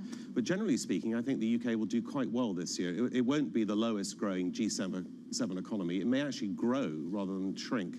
And so I'm relatively positive on the UK, and the stock market is about 30% discount to other major markets around the world. So what do you think it has most going for it? And I know when you look at the banks, certainly it seems like a beacon of stability, given how the Bank of England and the government also dealt with SVB UK. Yeah, I think the banks are great. I mean, I think Lloyd's, for instance, is a real strong bank and is a good share to buy. I think that some of the commodity plays that are dominant in the UK market are also good buys, including BP and Shell, for instance. And I think we've got some very good consumer companies. We don't have enough tech companies, we know that. We don't have enough growth companies, but I think over time that will be amended, and the UK will look once again quite investable. And the stability of the last few months is actually beginning to attract investors. You can also see sterling going up to 123 today, which is remarkable compared to where it was under Truss and Kwarteng not so long ago. Do you worry about Bank of England policies going forward, given it's a tight labor market and actually it's quite difficult also to find talent and staff? Yeah, but it is everywhere, right? So there's quite a lot of net migration to the UK. I mean, it's about 500,000 last year. I think that's a positive, and we should look to have that again this year. They may not all be the skilled people that companies are looking for, but over time they will develop skills. I think the Bank of England is doing okay. I wouldn't say it's brilliant. It was a little bit behind the curve. I think we've seen the peak of interest rates in the UK, and we'll see them slightly coming down by the end of this year, only slightly though. So where's your main focus now and where you want to be invested in? Well, I'm very keen on the new agricultural revolution, and which is eating better. I mean, just so, because we've spoken about it in the past, it's basically eating healthier, less meat, and the way we do things going forward. Yeah, exactly. It's better for the planet. 1/3 of all emissions come from intensive farming. That's unacceptable. We've got to do something to reduce that. And you can't just reduce it by giving cows pellets to reduce methane emissions. You've got to have a root and branch approach to it. I have to say, though, this will be a multi-generational thing. It will take a very long time to change eating habits and also to change the food supply. But it's happening, and I'm really keen on it, and I'm an early-stage investor in this, and I'm very positive about it. In the UK? In the UK, to a limited extent. We're starting new companies here in the UK. We will have the first cell-cultured product on the market in Europe by the end of this year in the UK with our dog food. As you know, I love dogs, and I know you do have too. about 8 dogs. We have 7. 2 of them are in London at the moment. And so we will have a cell-cultured product for dogs by the end of this year, which is remarkably fast. It'll be a chicken product. And pet food makes up about 25% of the UK and US meat market. So it's a very, very big factor. Yeah, it does, yeah. And it's growing much faster than the human consumption of meat. So we need to do something about that. And it's the worst kind of meat, as you know, generally speaking. So we'll have the first of that. We're already selling leather, you know, to the luxury good companies, made in laboratories. And this is what research, I mean, this is something, I guess, that Stella McCartney, right, started a couple of years ago. Do you see the demand for these products really rise exponentially? Yeah, well, the demand will rise as the prices come down. And so I've coined this phrase Moore's Law, which is a riff off Gordon Moore, who sadly died last week's Moore's Law. And actually, the curve is even better than Moore's Law. So you're seeing the prices coming down faster than with Moore's Law in semiconductors. So the price of a burger patty, has come down from 250,000 euros 10 years ago to about €6 today. And so it's only one way. And ultimately, this food, which is much better for the environment, for human health, etc., will be cheaper than the conventionally farmed food we have at the moment. But Jim, are you trying to, you know, when you look at Nestle and some of the big players, are you trying to rival them, or the idea is to be an early stage investor and then hoping that this gets sold off to the big ones? Absolutely. So as you know, in the last 20 years, I've been involved in biotech, and the idea is you start a biotech company, you sell it to big pharma because they're the marketing experts and they've got the distribution. It's the same with these companies. I think most of them will be bought for their IP and their know-how. And all the big companies are circling around, looking at stuff at the moment. And some of them are buying into these companies, which is terrific. And where's the test market for this? Is it the UK or the US? The US, especially, I imagine the West Coast, is more advanced. Yeah, so the milk products are already on sale in the US. Chicken has just been approved by the FDA in the US. Egg substitutes are being made in the US and sold in the US, and collagen is being sold in the US now. In Israel, Singapore are also selling these products. They're on sale, but of course they can't make enough of it, so they're a very, very small supply. Here in the UK, there's been an issue with GMO because of the European Union, but actually I think the UK is going to move to be broadly accepting of GM. GM doesn't account for very much of this, but accounts for a little bit, and in the production process of some companies it's important. So it's important that the UK changes its laws to encourage more investment in this area. We import half of our food in this country. We don't need to. We could really become quite self-sufficient if we embrace this technology. Jim, what about biotech? So I know you've been a long-term investment in biotech, looking also at the population that's getting older. Is it more attractive now post-COVID as we have different technology? Yeah, I mean, biotech was absolutely crunched in the last market downturn. Some stocks are selling at below their cash values. And so there's great opportunities in biotech. You've got to be highly selective and broadly diversified. But I think the longevity science is beginning to take hold. In Altos in Cambridge, Jeff Bezos puts in $3 billion. That's a great sign. Calico in Google has had $2.5 billion. As Turn Bio has had $180 million from Sam Altman. And we've raised about $400 million for our company, Juvenescence. So in the next 10 years or so, I hope something will come along to keep me alive and you alive in better condition than what we imagine old age to be. And so we're all at the inflection point there, I would say. Jim, we talked a little bit about the banks in the UK, but overall there's a banking crisis, and it's unclear across the world whether this has further to run or not. Does it have an impact on how you can attract investments? Well, only I think rising interest rates have an effect on attracting investments. The banks know, but I was shocked by how many tech companies here in the UK and in the US had all their money on deposit with Silicon Valley Bank. I never even knew about that bank before obviously it all blew up. So many people said that, saying like, wait, what was the SVB? And because it was big, but also quite niche in who it was servicing. Yeah, but they had all the money there. I mean, they didn't diversify it. So I think for any tech bros out there, get several bank accounts. Don't just have one. I know, but when you start out, right, and you must be facing this all the time, when you're early seed investor, you see companies that could become bigger very quickly, but at first, without that proper infrastructure, it makes sense that you only have one bank account, right? Well, I think if you've only got a couple of $1 million, yes, but some companies had as much as 500 million on deposit with SVP and hadn't diversified. It was actually shocking to us. A couple of companies we invested in had that situation. We thought that that was it for them, but luckily the US government and the Fed in particular was really, really generous. Do you worry about moral hazard with banks in the US, or does it not really? Yeah, I think the US is the most fragile because it's got so many regional banks, 4,300 banks in total, and surely half of those have got to be merged or go under in the next 20 years or so. It's just inefficient. Here in the UK, we have a monopolistic banking, well, not monopolistic, oligopolistic banking system, largely speaking, and so the big banks are very well capitalized, and they ran through this very easily, basically. Jim, when you look at inflation and, you know, leaving all the central bank to one side, what does it mean as an investor? Well, inflation means higher interest rates, so you have to accept bigger discounts on PE ratios if you're, a company. And at the moment, the US market's selling about 18 times. Here in the UK, it's between 12 and 13 times. The UK seems eminently investable to me. The US seems priced to perfection. And profits are beginning to fall. You know, the profits of $3 trillion in the US economy are beginning to go down. They've gone up exponentially over the last 20 years, and they're beginning to go down, and that's not a good signal for the stock market. Apart from the UK and the US, is there anywhere else where you're investing? I think emerging markets look very attractive. Vietnam, as a substitute for China, looks particularly interesting. I think Hong Kong as an entry point to China looks interesting at the moment. The Philippines and Indonesia are interesting. And these countries, in contrast to the past, have been weathering the storm of currency fluctuations, rising interest rates, and so forth. So actually, I think emerging markets are somewhere that everyone needs a part of their portfolio. Furthermore, I think gold is very investable at the moment, and gold's about to make a breakout, in my opinion. Central banks are buying a lot of gold. They will continue to do so, and we've got to be somewhat concerned about inflation being embedded for a longer period. So every investor should have some gold exposure. Jim, thank you so much for joining us. Jim Mellon there, chairman of Burnbank. Don't go anywhere, because we're also doing a podcast. Oh, we are. A little bit later. So coming up, former President Donald Trump heads to New York today for his arraignment. Officials set to close key streets in Manhattan as the city braces for protests. We'll recap everything you need to know ahead of the hearing, and this is Bloomberg.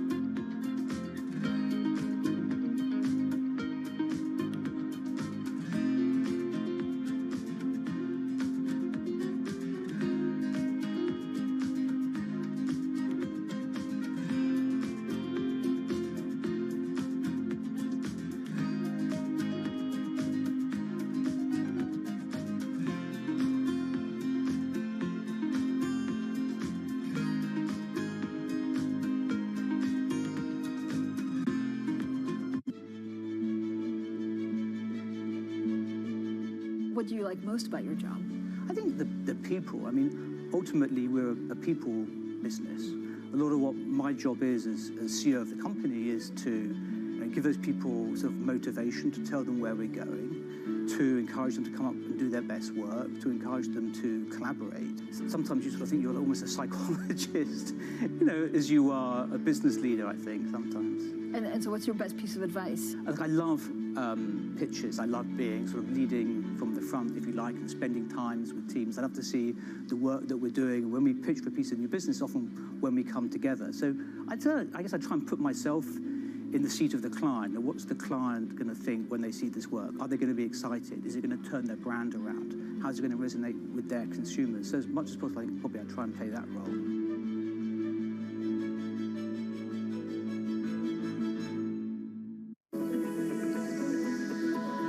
Japan's critical role in the global economy is changing as the world recalibrates.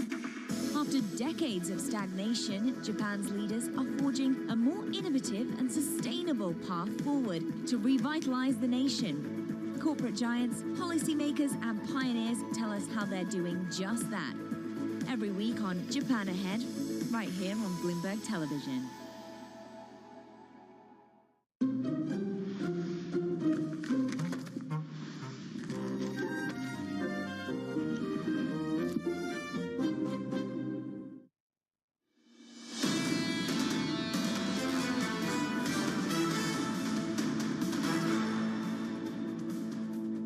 Economics, finance, politics. This is Bloomberg Surveillance Early Edition. I'm Francine Lacqua here in London. Now, Donald Trump's lawyers says the former U.S. president will plead not guilty when he appears in court tomorrow. That's after a panel voted to indict Trump last week in relation to allegations surrounding hush money payments to porn star Stormy Daniels. Well, for more on all of this, we're joined by our Bloomberg senior editor, Bill Ferries.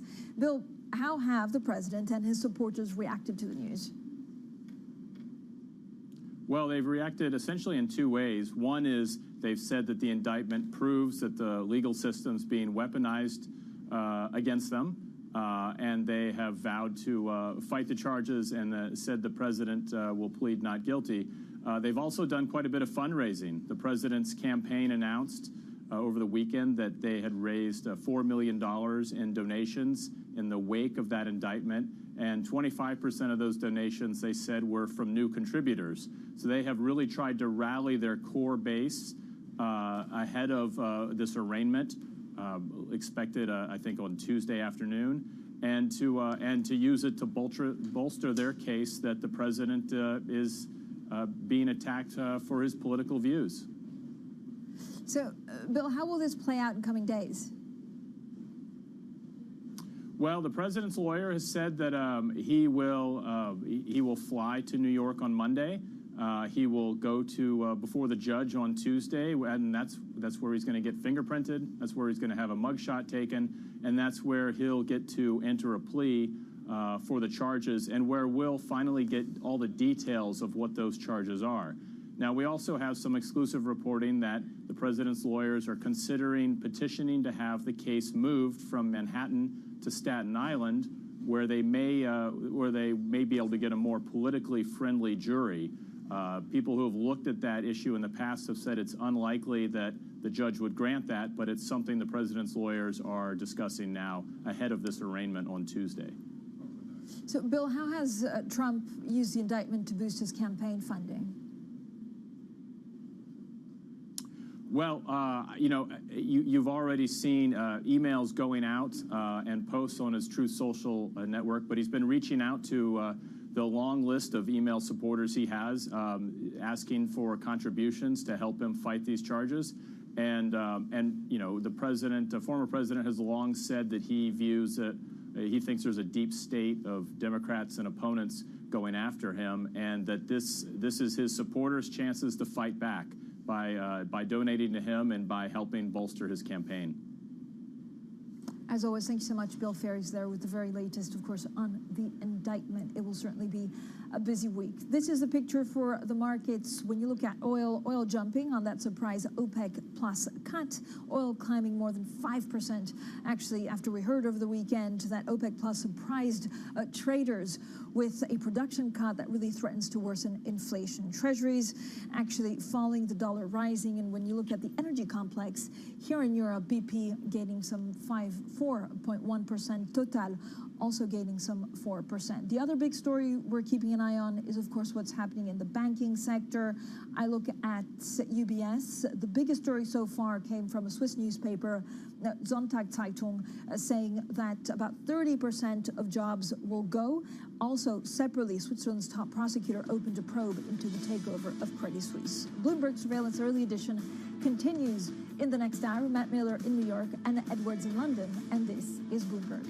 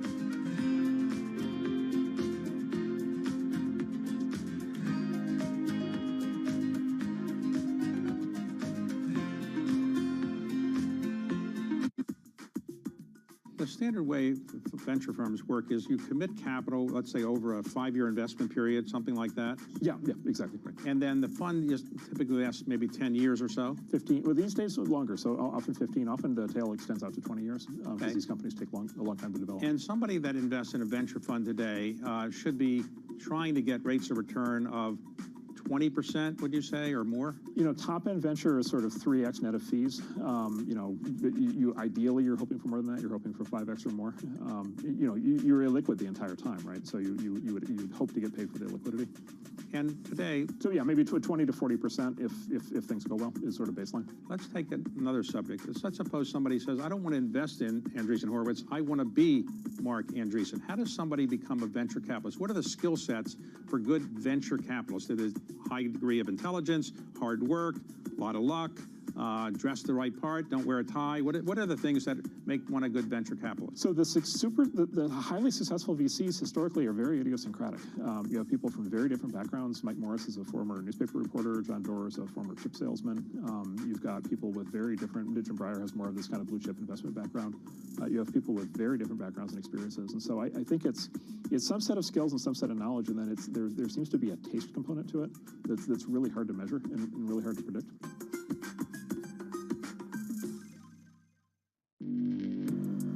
Access the financial world on demand. Hear from leading economists, policymakers, and industry experts via live and on-demand webinars, only from Bloomberg. Start exploring to see what's moving the markets. Visit Bloomberg.com/webinars.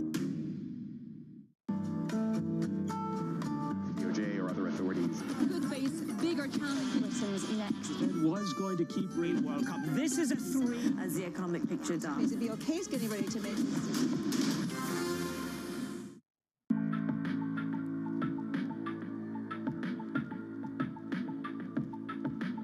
This is Bloomberg.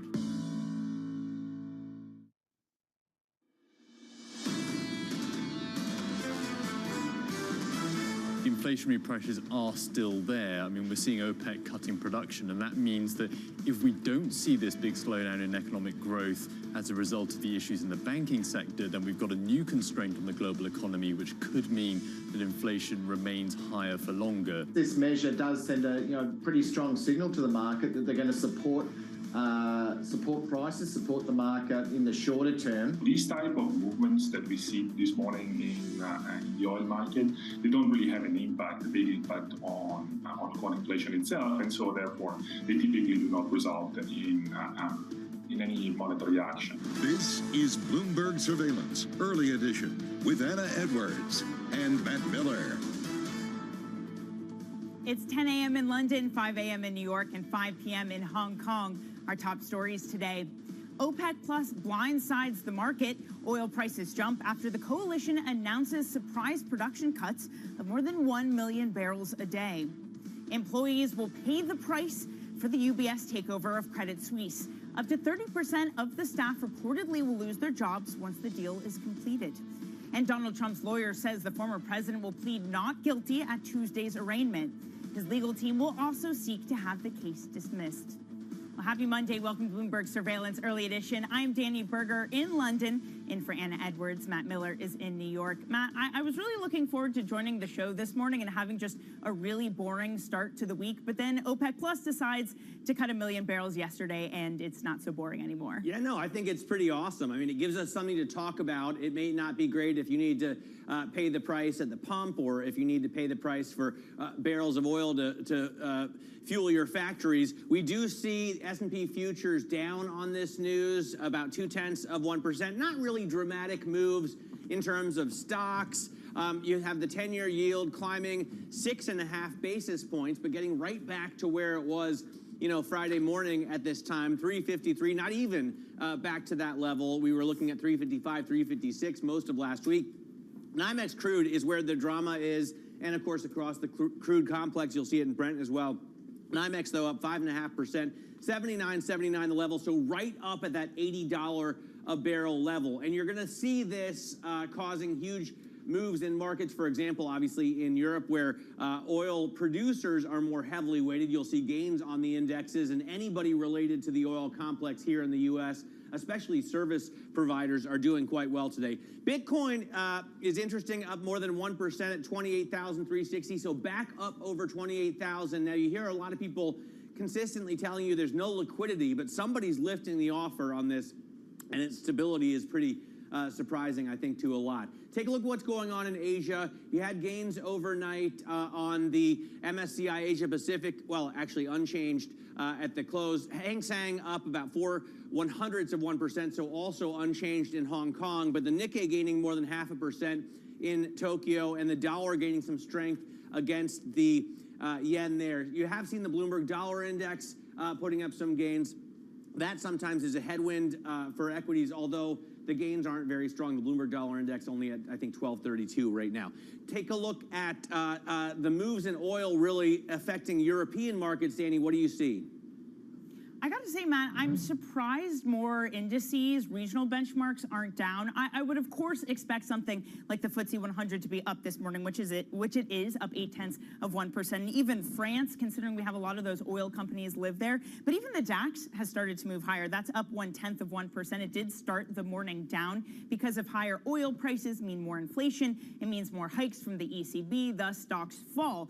But we, of course, remember that the European session needs to play a little bit of catch up with the U.S. on Friday, which overall had a good session. Here's where the winners are. It is in the Stock 600 Energy Index, up more than 3.5%. That's on track for its best day since November of last year. Meanwhile, you are looking at yields moving higher. German two-year yields are up 7 basis points, but I gotta say, 7 basis points, that's nothing, considering when we've seen moves of 20 basis points either up or down over the past 2 weeks on a single day. So yes, higher, but calm overall. Matt, you mentioned a stronger dollar. That's not necessarily playing out in the euro, just considering, again, the inflationary dynamic in Europe. If the ECB has to hike more, maybe a stronger dollar can't play out there. It is a little bit stronger versus sterling. Cable is down this morning, just 0.03%, but it does make sense to see some dollar strength if yields are moving higher, and then that goes into jobs day on Friday, where FX is really the only market open. So potentially a way to play this, Matt, is through the dollar.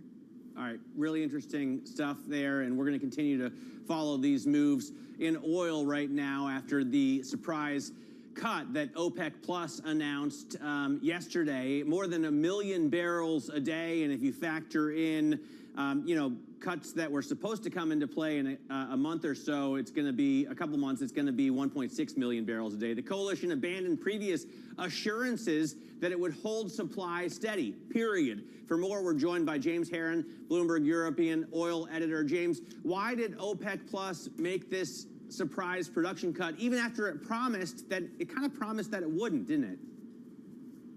It did, yeah. It had said that it was going to stick to its production plans till the end of the year. What seems to have changed is a bit of doubt about the strength of oil demand. At least in the first half of the year, it's looking like there might be a bit of a surplus. Inventories could be building, which has had an impact on prices. We're off the lows we hit last month, but prices are still down from where they were late last year. So that seems to have been the driver in this case for this decision. How sticky does this move look? Do you think 5% gains in oil, will that hold? Very possibly, yeah. I mean, it's fallen off from it was up as much as 8% earlier this morning. But looking now, especially into the second half of the year, the market was already looking a lot tighter. There were some traders who were predicting we could start going back up toward $100 even before yesterday's cut. Now the second half looks pretty tight. And of course, a lot of it depends on what happens with Russian production, which is subject to sanctions. So that's a wild card that even OPEC really doesn't know the answer to. Yeah, Goldman Sachs certainly putting $100 a barrel back into view for 2024. James, thank you so much. That's Bloomberg's James Herron. UBS reportedly will cut its workforce by up to 30% after completing the takeover of Credit Suisse. That's according to a Swiss newspaper. The paper also said as many as 11,000 employees will be laid off in Switzerland and another 25,000 worldwide. Joining us for more is Michael Moore, Bloomberg managing editor for finance. So, Michael, these cuts, I mean, we're talking really large numbers here. Yeah, and I think that's reflective that this was a very large deal. UBS has said they want to reduce their staff costs by $6 billion over the next several years from the combined entity. So that would lead you into tens of thousands of job cuts. And, you know, there is a lot of overlap in some of these businesses, whether it's the investment bank or wealth management. When you combine the two largest banks in this country, that's going to lead to... Looks like, I don't know if Michael's... Did your microphone slip out? Maybe it came unseated there. I wonder where the job cuts are going to be, Michael. If you're back, if you can tell us who's going to lose a job here. Yeah, I think we've seen a number of areas where there could be cuts, whether it's investment banking, whether it's wealth management. Even in Switzerland, there is a lot of overlap between these businesses.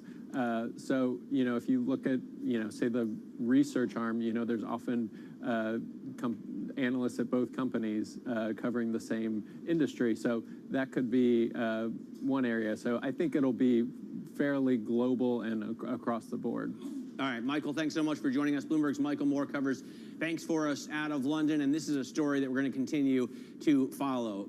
Donald Trump's lawyers say the former U.S. president will plead not guilty when he appears in court tomorrow. That's after a Manhattan grand jury voted to indict Trump last week. His lawyer, Joe Tacopina, spoke on CNN yesterday. The team will look at every potential issue that we will be able to challenge, and we will challenge. And of course, I very much anticipate a motion to dismiss coming because there's no law that fits this. Somehow, a state prosecutor has taken a misdemeanor and tried cobbled together to make it a felony by alleging a violation of federal campaign violations, and the FEC said it doesn't exist. Bloomberg's Kriti Gupta joins us now from outside the Manhattan DA's office. So, Kriti, what's the current state of play?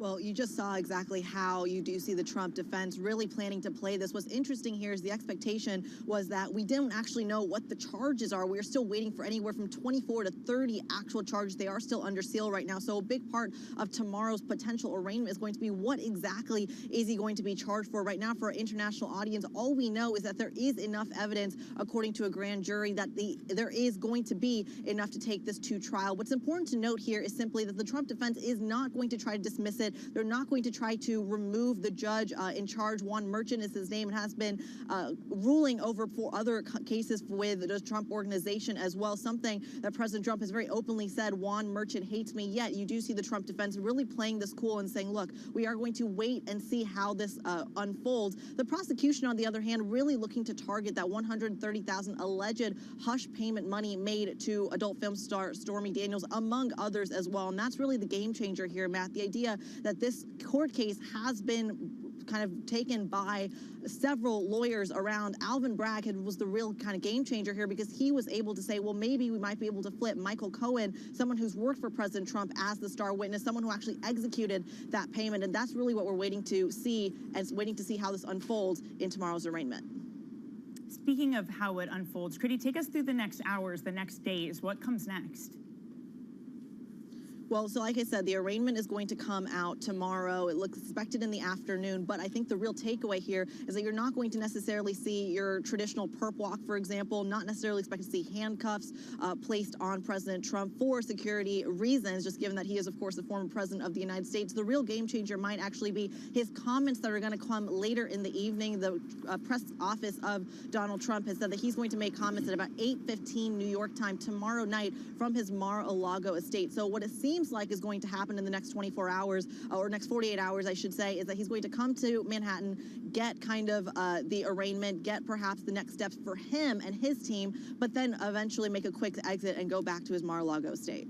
All right, Kriti, thanks very much. Bloomberg's Kriti Gupta there outside the Manhattan DA's office with us all day on President Trump. Now, let's take a look at some of the stocks that are moving in the pre-market. There are a lot to choose from.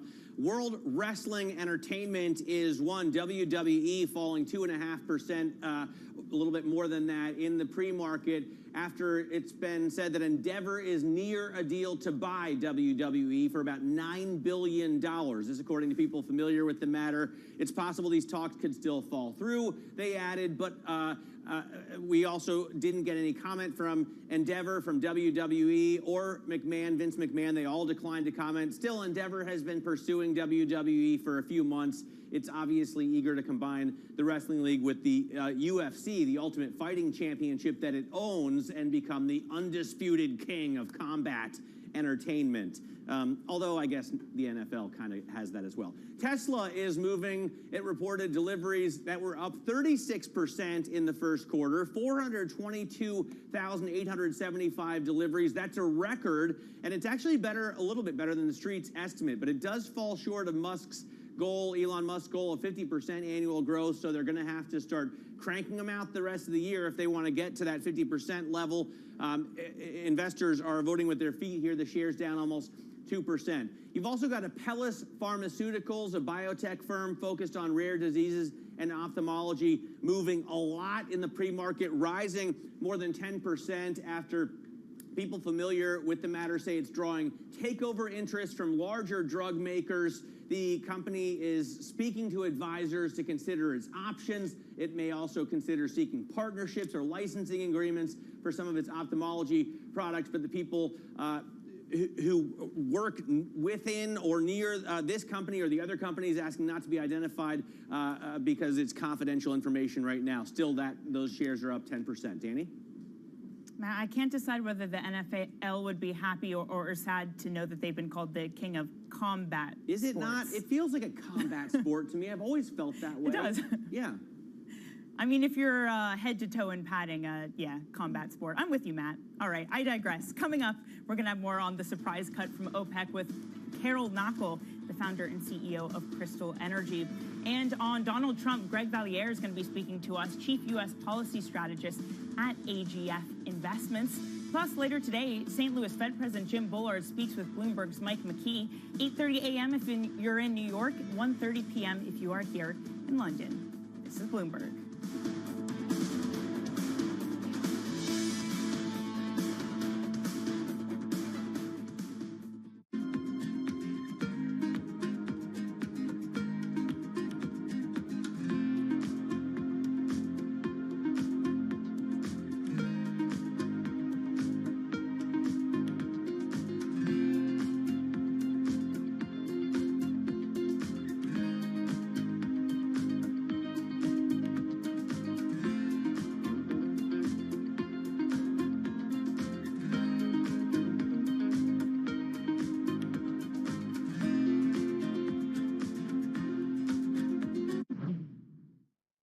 As governments, we have a responsibility to create the incentives and the space for you to flourish, a receptive environment for change, and the accountability that comes with guardianship.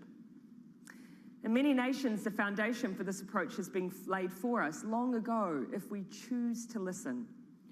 Where I come from, Aotearoa, New Zealand, a beautiful place you must visit, our Indigenous people hold a worldview that every single living and non-living thing is connected.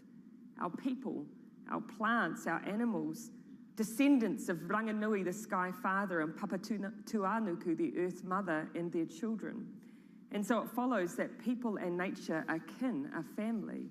And we must care for one another in the spirit of kaitiakitanga, which translates into guardianship by the people of the land for the next generation.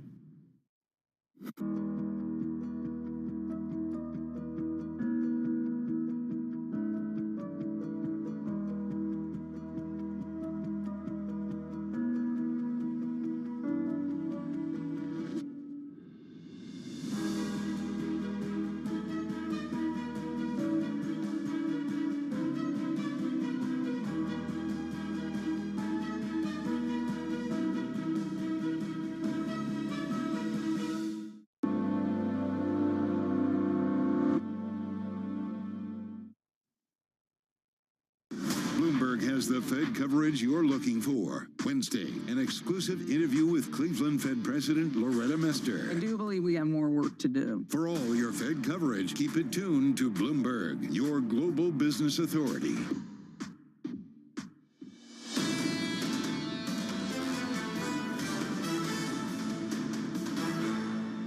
Welcome back to Bloomberg Surveillance, the early edition. I'm Matt Miller here in New York. Danny Berger with us out of London. Anna Edwards is off this week. We are looking at a real bifurcation here, to use an official surveillance term. The big tech stocks, the S&P 500 tech stocks, have rallied about 20% since, October 14th, I guess. This is a normalized chart, right? Versus the small tech stocks, the Russell 2000 tech stocks, they haven't done nearly as well. And the difference really came at the time of the SVB collapse. So big tech is really ruling the roost here. Joining us now is Simon White, Bloomberg macro strategist, to talk about what we've seen in these markets. And Simon, I took this because your argument is just a few big tech names are making up the rally. The rest of the market is pretty flat. Yeah, I mean, it's surprising just how narrow the leadership is. I mean, you can narrow it down to the three biggest companies in the S&P have pretty much driven, like they're up 20% on average on the year, and the rest of the 497 stocks in the S&P are flat. So that's incredibly kind of narrow leadership, and that's kind of what we were seeing, obviously, way before the pandemic, and even in the pandemic, 2021, when tech was, showing the great leadership. But for me, it's kind of quite surprising because it's kind of the market's kind of saying that inflation's yesterday's problem, because the tech stocks are very high duration. And what were happening when inflation was rising was that tech stocks were lagging and energy stocks were leading. Energy stocks, for instance, have a very low duration. So it feels like the market is kind of moved on from inflation, which I think is perhaps premature. What about the argument, though, that the Fed did break something? We had the banking stress. The credit environment's going to get tighter. Inflation is taking a backseat. Yeah, temporarily, I guess you can make that argument, but that's very much a trade, not an investment. So I'm kind of surprised at just how much gung-ho kind of attitude there is in the market. It can flip from one extreme to the other. So I kind of see that as kind of like overall reasons to be leaning towards bearishness. But, I think as my argument really was, just because it's easy to find arguments to be bearish doesn't mean that's what's going to happen. Of course, what the market's doing now is rallying. And I think you have to look at the other side of the case, which is very simple measures of looking at the market, take an Occam's razor approach on price-based measures. Like the medium-term trend of the S&P is in a positive trend right now, and it has been since February, and the market's going up. So sometimes, you have to be, regardless that you can have all these reasons to say that why the market could go down, you have to sometimes stand back, look at the purity of price, and it's telling you something different. Yeah, maybe don't fight the trend. About a minute here, Simon, but what tends to break that? What tends to break the psychology of just dip buying working and continuing to chase gains when maybe the macro environment doesn't lend its hand to that? Yeah, I mean, continually what we've seen is that central banks have to come to the rescue in some way. So this time's kind of interesting because they directly broke it, and then they came back and tried to fix it. And it feels like that sort of burst of liquidity that we've had, or sort of less QT, if you like, has had the similar effect that it has had in the past, where people have still got the buy the dip mentality. The central bank's got your back. But I think progressively, as that keeps happening, we'll get closer and closer. The diminishing returns from central bank, large S, will start to be questions. And I do feel, because we've now got inflation, which is telling you that the pressure valve, if you like, of the system is under a lot of pressure than it wasn't under before, then I don't see how that can continue ad infinitum. Yeah, at some point gravity takes hold. Exactly. Again. Simon, exactly. Thank you so much. As always, that's Bloomberg's Simon White. And for more market analysis from Simon, the rest of the MLive team, MLive Go is where you want to head on your terminal. This is Bloomberg.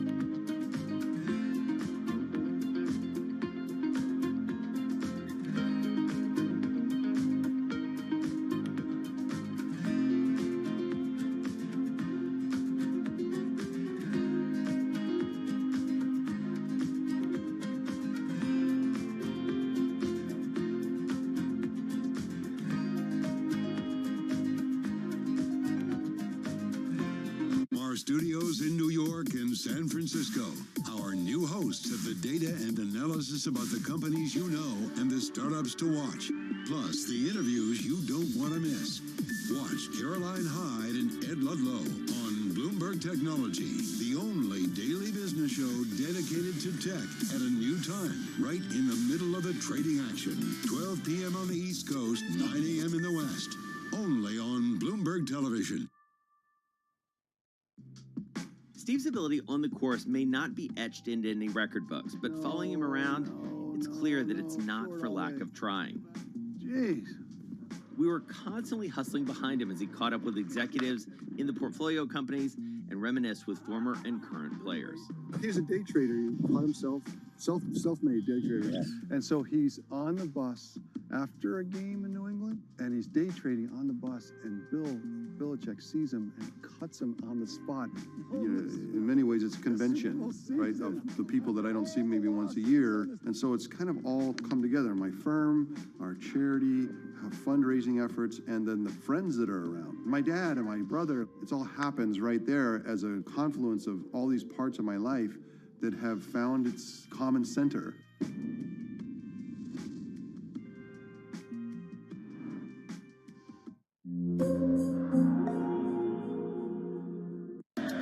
From New York City, From London, in Sydney, from Washington, in Tokyo. 9 a.m. in Beijing and Shanghai. Good morning, everyone. Have a great evening. Here's what I'm watching. You do not want to miss this Is story. there the kind of upside?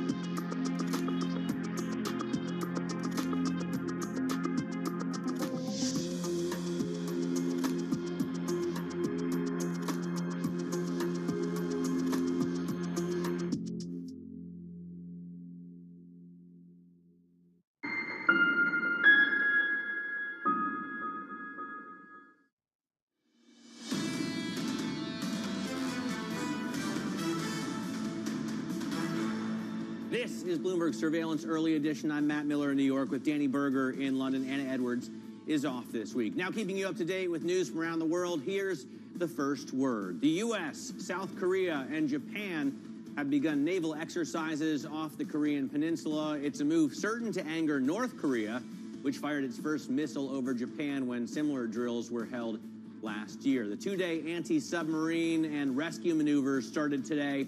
They include vessels from a U.S. aircraft carrier group. The U.S. and the European Union are wrangling over green subsidies to try to avoid a trade war. The EU is unhappy with President Biden's Inflation Reduction Act, saying that the law's bias against European companies when it comes to subsidies for clean energy is unacceptable. The two sides are negotiating a limited critical materials and minerals deal that may help ease tensions. In Finland, Prime Minister Sanna Marin has lost to a pro-business opposition group in close parliamentary elections. Marin's Social Democrats finished in third place, with the center-right National Coalition declaring a victory. That puts Petteri Orpo on track to become Prime Minister. He's overseen the finance, interior, and agriculture portfolios in two governments. And former Arkansas Governor Asa Hutchinson is entering the race for the Republican nomination for president. Hutchinson has been critical of former President Trump. He told ABC that people want leaders that appeal to the best of America and not simply appeal to the worst instincts. So the lowest common denominator there. Coming up, more on the surprise cut from OPEC with Carol Nakla, the founder and CEO of Crystal Energy.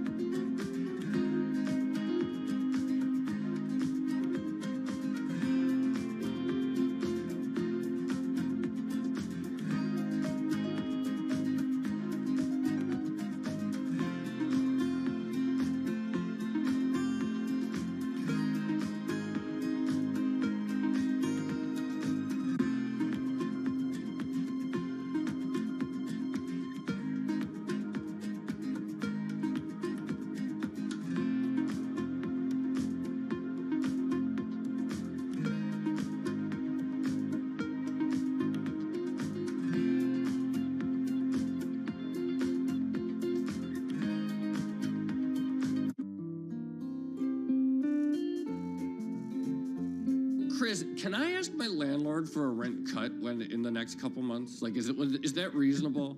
Well, I guess it depends when you signed your lease, Joe. It sounds like you got kind of one of those pandemic deals that, particularly in New York City, where rents actually fell really sharply in that first year of the pandemic.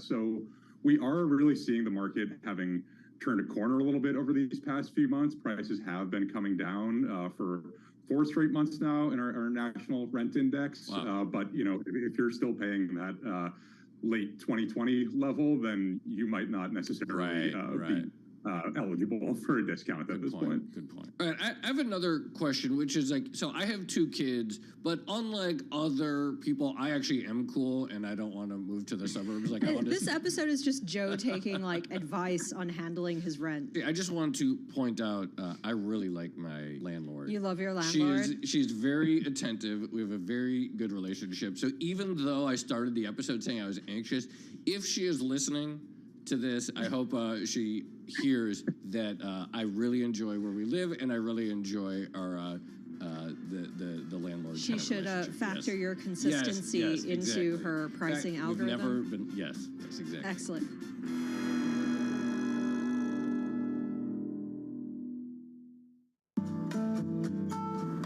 DOJ or other authorities could face bigger challenges next. Was going to keep rate World Cup. This is a 3. As the economic picture does. The BOK is getting ready to make a decision. Why do the biggest names in business choose Bloomberg? That is a great question. It's a great question. Great question. Great question. Best question I get all night. Bloomberg, top experts, great questions.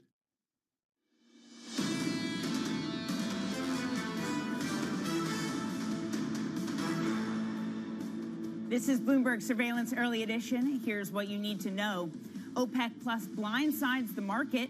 Oil prices jump after the coalition announces a surprise production cut of more than 1 million barrels a day. Employees will pay the price for the UBS takeover of Credit Suisse. Up to 30% of the staff reportedly will lose their jobs once the deal is completed.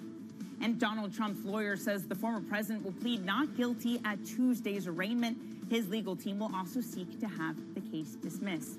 I'm Danny Berger in London. Matt Miller is in New York. Anna Edwards is off all week. Matt, these markets moving on OPEC plus cuts, but I gotta say, I don't know how convinced I am that this move will have ramifications beyond oil, because yields look, they probably already had to go higher, considering the ground we have to make up for what happened after SVB's collapse and all the banking chaos that ensued. Well, if they had to go higher already, they're going to go much higher now, assuming that these OPEC plus nations have the discipline to carry through these cuts. Take a look at what's going on in terms of market reaction. S&P futures are down. It's only 0.1%. So, Danny, I guess the market isn't as spooked.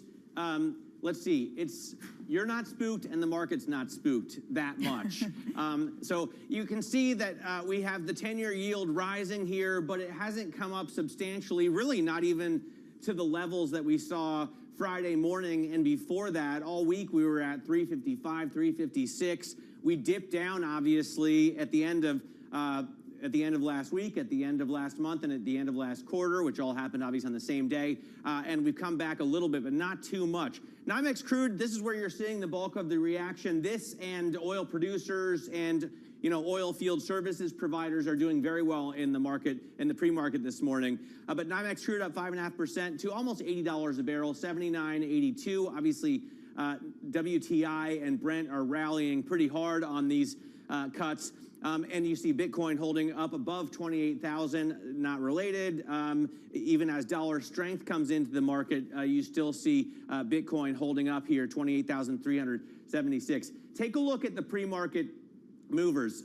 First, we'll do those not related to oil. WWE up, down 1.4% after news that Endeavor is nearing talks to buy it. Of course, Endeavor's been after it for months. The price tag could be $9 billion, according to people familiar with the matter. Maybe that's why a little bit of air coming out of the stock right now. We didn't get any comment from representatives for Endeavor, for WWE, or for Vince McMahon, but we know that Endeavor's been wanting to put this together with its UFC. Tesla is off more than 2% after coming out with deliveries in the first quarter that were up 36% and at a new record, and that beat the street but it still is shy of the 50% annual growth goal that Elon Musk has stated time and time again. And as such, the shares are reacting negatively. Apellis Pharmaceuticals up now 14% in the pre-market. It's focused on rare diseases and ophthalmology. It's getting interest from larger drug makers, according to people familiar. That could mean a sale. It could also mean a partnership. It could also mean licensing agreements. They tell us they decline to be identified because they don't want to release their names connected to confidential information, but as a result, you can see these shares really rallying. The oil movers, the oil patch is where you see a lot of reaction, obviously, to the OPEC Plus surprise. And as I say, services providers like Halliburton gaining big, 5% in the pre-market. You also see Schlumberger up 4.33% in the pre-market. And then, of course, Marathon, Apache, and you'll see a ton of other oil producers, E&P plays gaining on this as well. Danny, what do you see going on in Europe?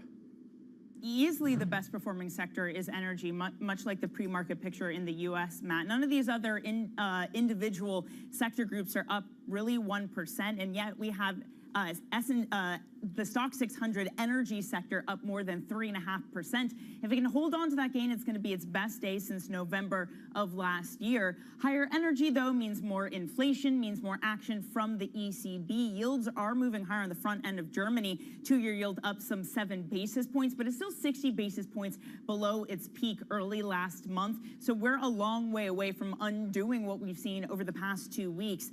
Dollar strength, that is petering out as we get closer to the U.S. Open. I gotta say, somewhat surprising considering the U.S. is the biggest producer of oil. Considering if this moves the rate path higher, you would expect a stronger dollar. But maybe that picture isn't so clear. So euro and sterling basically unchanged versus the dollar this morning, Matt. All right, so we see, obviously, the big movement all around oil, obviously, after the surprise OPEC Plus cut. We're joined for more on that by Carol Nachli. She's the founder and CEO of Crystal Energy. She's an energy economist. Carol, great to get you on the program today. Let me get first your take on this surprise cut. OPEC had promised us it wasn't going to do this, or promised the market, I guess, and is now found out to be indeed planning on 1 million barrels of cuts, more than that, if you factor in what Russia's going to do. What does it mean to you?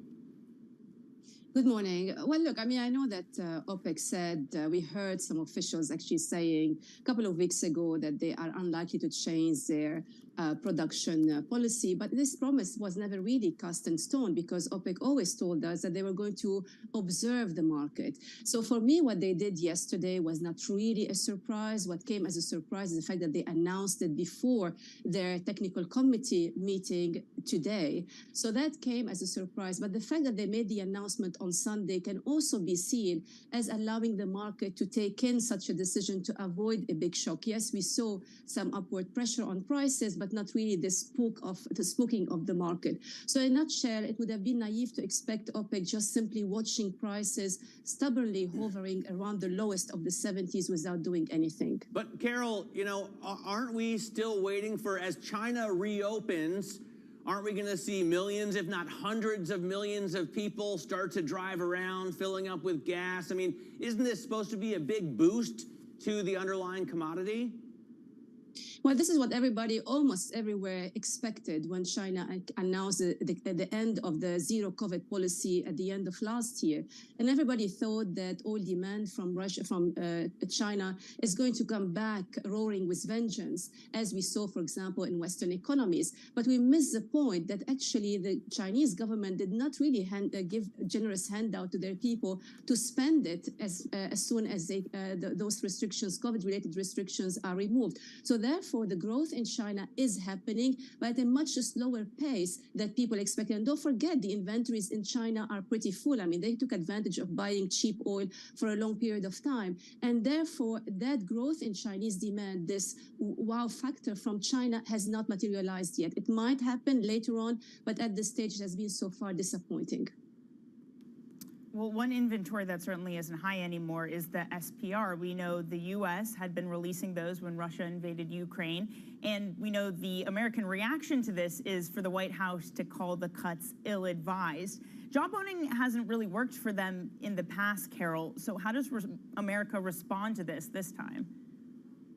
America is an interesting situation because they are a big consumer, but also they are the largest oil producer. So on the one hand, high prices are not really too bad for the economy. They can make the life of central bank more difficult because they are trying to tame down inflation. But again, we're not seeing massive increase in prices to talk about the macroeconomic implications. But at the same time, interestingly, this time the reaction from the White House is much more tame than what we saw last year, for example, in October. It was just before the midterm elections when OPEC announced a 2 million barrels a day cut. The reaction of the White House was much more aggressive. But this time, ill-advised, ill-timed, not recommended, is really quite soft because the impact is unlikely to be massive given the macroeconomic concerns and the fear of recession becoming more of a higher probability, if you want, following the banking collapses in some major economies around the world. So is it fair to say you don't think the White House, the government, will do anything? They'll just release these statements saying, hey, it's ill-advised, but not take any action further than that? Well, look, last time they said that there would be consequences following the 2 million barrels a day cuts, and nothing happened. What they will do today, we'll have to wait and see, but I'm not expecting any major reaction. On the contrary, as you showed earlier, the energy companies in the U.S. are benefiting from this move. How does Russia's calculus play into this, Carol? Because surely they need continued funding for their war in Ukraine. Are they getting that? They're gonna extend cuts that they already had put in place as kind of a reaction to the sanctions. There are two things when it comes to Russia, two main benefits. First of all, higher prices are definitely better news for Russia because they have been selling their oil at a discount compared to Brent. So the higher the Brent is, and if it's the same discount, then the higher the money they will take, of course, assuming that countries that are buying their oil are not abiding by the cap. So for Russia, it's a benefit to see upward pressure on prices. And also remember, what others cut, Russia does not have to cut. In this respect, Russia can preserve its production, its market share, while others are helping it to benefit from higher prices. And there's also the other dimension. Russia would like to see Western economies suffering, economically speaking, because the more they suffer, the lower their support might be in Ukraine. So while the Saudis are more conscious about not killing the goose that lays the golden eggs, the Russians wouldn't mind killing that goose if that means tilting the war in their favor in Ukraine. Carol, Goldman says this move is going to lift oil to $100 a barrel for 2024. Does that sound reasonable to you? Well, I can be very careful with making such forecasts because we heard these forecasts made before. We heard people talking about $300 a barrel last year. That did not happen. There is a very important factor that tends to be underestimated. That is demand. And demand is driven by the macroeconomic outlook. And there is a huge uncertainty today as to where we are heading in major economies around the world, from the US to Europe to China. So I would be very cautious making such estimates. And actually, if you look at the forecast for this year, for price forecasts, they have been downgraded compared to the over-optimism that we had at the beginning of this year. So I wouldn't be surprised. I mean, prices can spike, but they can also go down as we saw since the beginning of this year. Carol, really great to catch up with you this morning. Carol Nachel, founder and CEO of Crystal Energy. Coming up, Donald Trump heads to New York today. We're going to discuss with Greg Valliere, Chief U.S. Policy Strategist at AGF Investments. This is Bloomberg.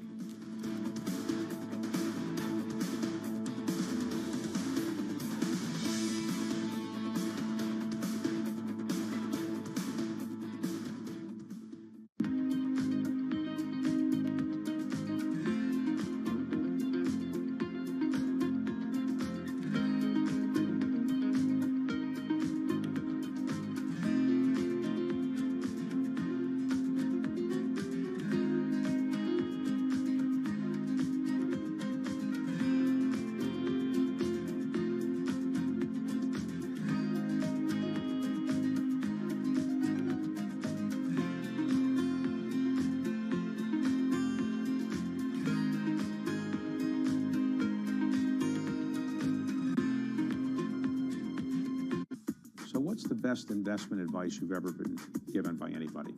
The compound interest, the compounding of returns is an incredible miracle of business, finance, and human existence.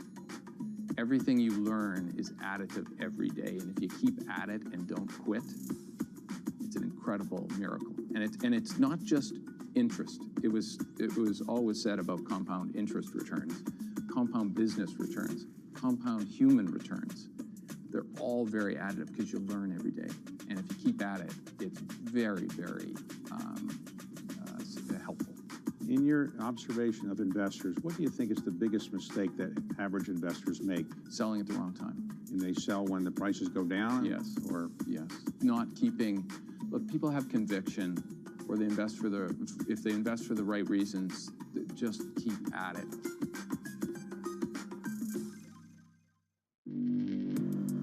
Access the financial world on demand. Hear from leading economists, policymakers, and industry experts via live and on-demand webinars, only from Bloomberg. Start exploring to see what's moving the markets. Visit Bloomberg.com/webinars. Bloomberg.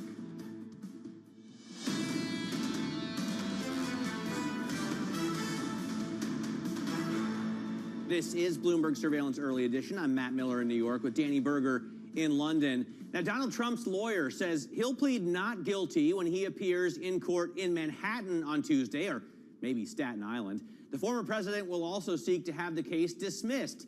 He was indicted last Thursday, but the exact charges remain sealed. Greg Valliere, chief U.S. policy strategist at AGF Investments, joins us now for more. Greg, let me first get your take on this zombie case that it seemed that this DA didn't want to pursue. A couple of prosecutors left the office angry about that. But now he is bringing it. A grand jury is indicted the former president in an historic move. Does he really have something here? You know, it really strikes me, Matt, and good to see you, that we don't know what we don't know.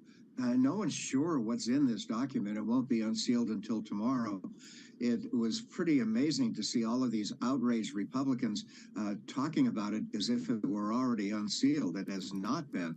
And it's going to be another 24, 48 hours before we know for sure. So what are the possible charges that would be interesting, that would make us think Alvin Bragg has a smoking gun, other than, you know, just the hush money and the campaign finance moves that I think pretty much everyone in America assumes actually happened? Well, two things I'd say in that. Number one, obstruction of justice covers a lot, as Richard Nixon discovered many decades ago. And it's possible there could be an obstruction charge in this, which is potentially more serious.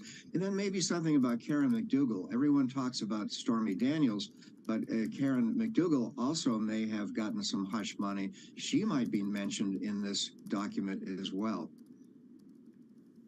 What are you expecting to see tomorrow, Greg, in terms of a spectacle? Will there be one? Does Trump want there to be a spectacle as he goes to the DA's office? Absolutely. This is his fondest dream come true. He's on the front pages of every newspaper. He gets to play martyr, and he's really, really good at playing martyr. And yeah, the circus is in town in New York. I wrote about that this morning. And this circus is going to persist not for weeks or months, but maybe for the next couple of years. All of these cases, these three big ones to follow, are going to be the subject of delays and delays and appeals and appeals. Trump can stretch this out into the election campaign of 2024. Greg, there's got to be some fatigue about this. I mean, as Matt started us off, this is an old case. What happens to a political landscape where there is fatigue of this continued type of story and line of pursuit? That's a really good point. I think for many Republicans, most Republicans, they're still crazy about him, and they still feel he's their guy, and they still support him. But for the country as a whole, it's a different story. And I think while Trump has improved greatly his chances of winning the nomination, his chances of winning a general election, I think, are increasingly slim. Well, you know, a lot of people are also maybe don't think that President Biden necessarily needs to go another 4 years. The Democrats don't seem to have a lot more to offer. Is there a possibility of a third party coming in? I know it's a long shot. It always has been. It's something that we've been talking about for decades. But this seems like the perfect time for it. It sure does. And there are candidates who are not being too coy, like Joe Manchin of West Virginia, who I think would love to run as a third-party candidate. So this group, this moderate group, I think is going to launch a third-party candidate. I think the chances of that third-party candidate winning, as you say, are slim. We'd have to go back to 1968 to see a third-party candidate win one state. That was George Wallace. So it's a long shot, but I think it's coming. Ross Perot could have stuck with it. What about Liz Cheney, Greg? Does she have any traction? I don't think so. I think if you want to look at these moderates who could be enticed, I would first look at the former governor of Maryland, Larry Hogan, maybe Sununu of New Hampshire. There are some people, but I think Liz Cheney elicits such strong passions among the Republican base. It would be an uphill fight for her. I want to go back to this point of a third party. Does it come back in a way that you finally get a third party that is more sustainable, more structured to it, in that you don't just see maybe one pop up with more popularity, but actually the landscape changes and that a third party becomes, in the long term, more likely, more sustainable? It could be. You know, I travel all around the country and I talk to lots of investors, and I'm struck at how many of them say to me, unsolicited, we need a third-party candidate. If it's going to be a race between Biden and Trump, I think that's a real turnoff for an awful lot of voters. Greg, really great to get your thoughts this morning. Greg Valliere there of AGF Investments. Coming up, Tesla ekes out another record quarter by slashing vehicle prices. But is it enough? This is Bloomberg.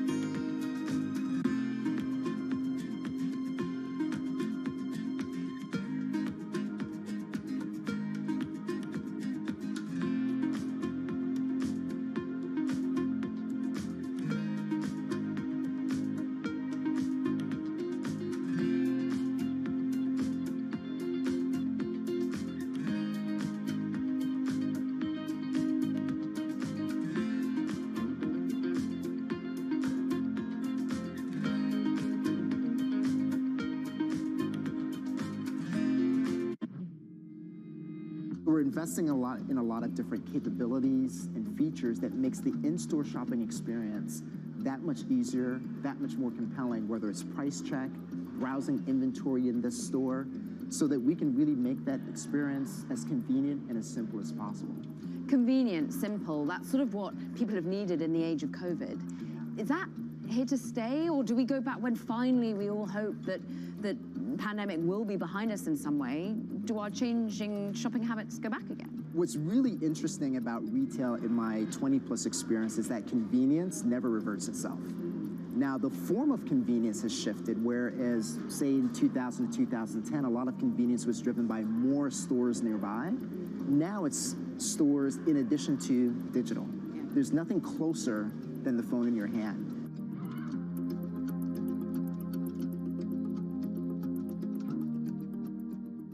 Lots happening on Wall Street. I'm quite encouraged. The center is holding. Need to catch up? This is Bloomberg Wall Street Week. I'm David Weston. We've got the information and insights. A lot of these areas still have very, very good valuations. From businesses most influential and instrumental. It's knocking it out of the ballpark. Now's not a great time to be speculative. It's time for a pivot. We're talking about a significant hit to our standard of living. Bloomberg Wall Street Week, live tonight with replays all weekend on Bloomberg Television and Radio.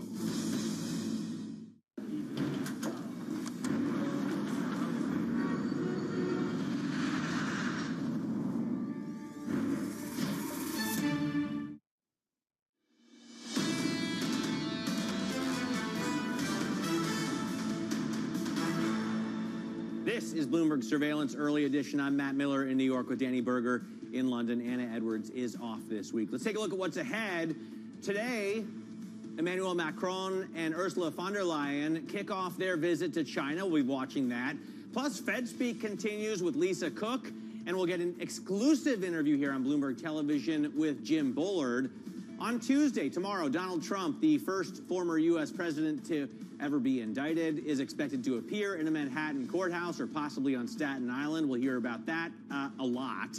Also tomorrow, Credit Suisse holds its annual general meeting. That'll be followed by UBS on Wednesday. Could be fireworks at both. And then finally, the main event, outside of political news and right back here in the markets, U.S. payrolls report falling on a Good Friday. So wait, we won't even be here. Are we going to be here, Danny? I don't know. Well, I'm not going to be here. I don't know about you, Matt, but someone will be here. FX markets are still open, so something's trading. Yes, absolutely. And they could react to non-farm payrolls on Friday. So with that, let's move on to Tesla, shall we? Let's do it, Matt. Well, they reported record deliveries in the first quarter of this year after price cuts fueled demand. But the issue for CEO Elon Musk is that the pace of deliveries fell short of his growth goal. Let's get over to Bloomberg's Alex Webb, who joins us now. Alex, how did these numbers match up to expectations? So there are two sets of expectations we need to think about here. There's the market as a whole, and broadly speaking, it was in line with the 422,000 that the market had been expecting. The actual number came in just ever so slightly above that. But Elon Musk is saying that he wants to 50%, year-on-year growth. In those terms, it was only 36% growth, so it fell short of those expectations. It still is a surge, right? I mean, still a record number of deliveries, better just slightly than the street anticipated. What's behind it, and is it the price cuts alone? And what are the implications for the next 3 quarters? I mean, that's the key thing. These price cuts seem to have driven a lot of the growth, or at least got them to that number. And the reason that becomes a little bit of a concern for investors is that they then look at Elon Musk's 50% growth target and say, well, if we needed, quite sizable cost cuts to get to that 36% growth, does that mean there are going to be more to get to the 50% growth? The market's telegraph, analyst consensus is for 2 to 3 percentage point erosion on the gross margin in the coming months. That sort of speaks to the expected impact of some of these price cuts. Elon wants to hit 2 million units sold this year. The current run rate, he's short of that, so there needs to be an acceleration to hit it. Well, he does have, fortunately, pretty fat margins, doesn't he, Alex?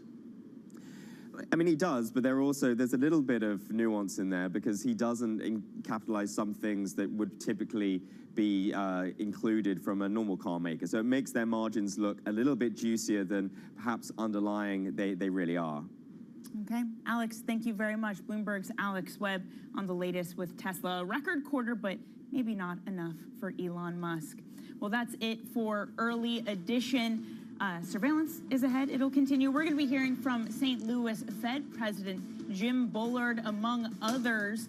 Does an OPEC plus oil cut change his outlook? We're also going to be hearing from Lori Calvasini of RBC Capital Markets on where equity markets go from here. This is Bloomberg.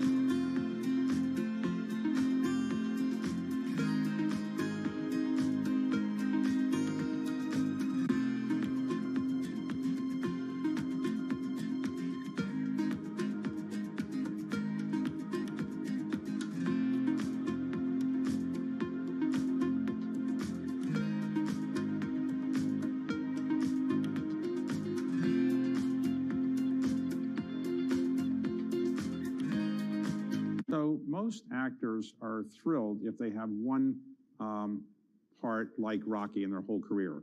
Yeah. You had another one, Rambo. Yeah. Now, Rambo was not something you created, is that right? No, Rambo was a novel by David Morrell, and I was the 11th choice. Everyone, it was like, I don't know who was next after me because they had gone through everyone, and it passed, including 3 different directors. So this had become sort of a pariah of sorts. The first time we go in there, Rambo was, in the original screenplay, was horrible. He was a psychopath. He killed children, he killed fishermen, this and that. So I said, if I'm going to get involved with this, I see the character going on beyond this. And they said, what do you want to do? I said, I want to rewrite the screenplay. And I want him to go right to the edge of violence, right to the point where he's being pushed, but he pulls back because, similar to James Dean in East of Eden, he wanted to be accepted back into the family of man. So if Rambo got in a fight with Rocky, who would win? Rambo. Rambo. Easy. Because not even a fight. Unless it's in a ring. See, first of all, Rambo is a killer, for real.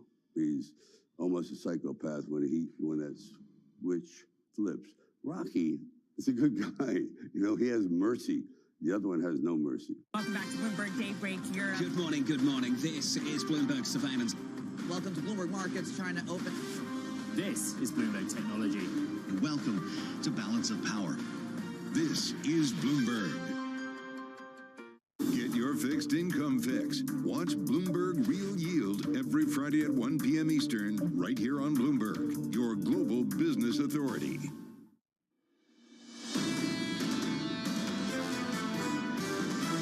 The Fed is not thinking pause right now. They're thinking about inflation. They're thinking about a pre-March 8th world. If they pause, what does the market do in response to that? The biggest source of policy error right now is for the Fed to worry about what's happening to a couple of bad banks. We should have some short-term volatility, probably slower economic growth, bad news from the Fed. I think we're in this environment for some time. There's going to be opportunities. This is Bloomberg Surveillance with Tom Keene, Jonathan Farrow, and Lisa Abramowitz.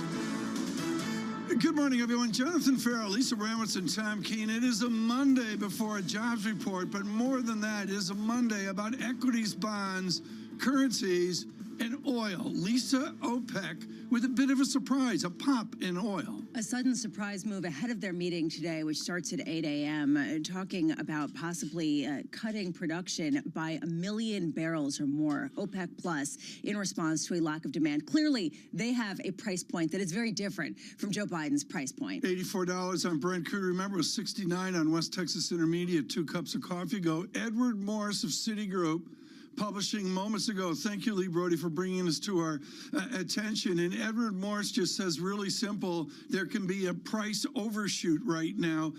We have him on in the 6 o'clock hour. So here's the question. How much does this really reverse the narrative that we've heard about waning inflation, about disinflation, driven in part by the commodity sector in the face of slower growth? How much can OPEC Plus unilaterally change that narrative at a time when this administration has basically said in the U.S. we can no longer refill our SPR in response to prices that are probably potentially going to overshoot to the upside? Get Ed Morris in this hour. We're thrilled. We get lucky with that, folks. He was previously booked, and now we got something to really talk about. We're going to do equities here in a moment with Lori Calvasino. Lisa, over the weekend, your bond observation. There still is a big divide between the bulls and the bears, a question about whether we could get some sort of resurgent inflation. The OPEC Plus narrative changed the game just a touch. You are seeing a sell-off today in treasuries of people reimagining what it means for the Fed. Yeah. If you end up with a stickier commodity-driven story, how much can they push back against rate hikes and even to cut rates the way that a lot of people were expecting? Okay, there you go. I was going to say, you nailed it. You follow the parlor game. Are we still talking about cutting interest rates? Because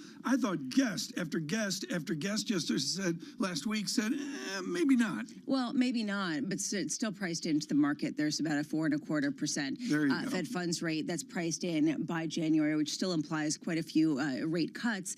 This is the problem. If you have sticky inflation but growth slowing, if you have stagflation, how does the Fed respond to that at a time when you know job cuts tend to percolate on top of themselves and have longer lasting consequences? John Farrow out today. Australia Grand Prix up at 1 a.m. Farrow was up watching it. 3 red flags. He was distraught. Pierre Gasly is thrown out of the next race. You're implying that's the reason why he's not here? Yeah, he's not here today because he was watching the Australian Grand Prix at like 1 a.m. In the morning. I'm going to do a data check. Lisa's going to save us with a really important Monday brief here. Red and green on the screen. The VIX under 20 shows you that bang up end of quarter equity market. Will that extend? A huge theme. We'll do that in a moment. And the bond market, we're watching. Lisa and I are both in agreement. Two-year yield important, 4.09%, a 7 basis point lift there. Higher yield, lower note prices. Oil front and center, 80 on NYMEX crude, I should say. Brent crude 83.94. In the currency market, it's churn there. I'm watching euro. Yen sort of is like something of interest this morning. We'll get there at some point. We need a Monday pre-jobs brief. Well, it just really highlights how unique what we heard yesterday in terms of the OPEC Plus surprise cut really is, because it was before the meeting that we hear today. 8 a.m., OPEC Plus is holding its Joint Ministerial Monitoring Committee meeting virtually. For them to make a move early without having forecasted it, without having anyone expected it, really is what you're seeing in a market today that at one point was popping the most, going back to 2007, at least when you look at the Brent market. Great chart on radio. This is a chart Lisa selected that really shows the resistance at 86, 87 on Brent crude. I did some fancy math, and I don't get a breakout until $90 a barrel. Well, here's sort of the tension right now. What about weakening demand and potentially demand that could weaken even more if prices are elevated, as we saw last summer? At 8:30 a.m., perhaps we get a sense of what the Fed's response might be to this. St. Louis Fed President James Bullard is speaking with our own Michael McKee at 8:30 a.m. on Bloomberg Surveillance. This is the real issue. How does the Fed respond to something that is transitory? Commodity prices historically have been something that are more volatile at the time when people are starting to see some easing on that front, giving rise to perhaps some of this immaculate disinflation, and then kind of building on the manufacturing side. The manufacturing recession is expected to get deeper. We do get ISM manufacturing data for March today at around 10 a.m. Throughout the day, we get U.S. light vehicle sales.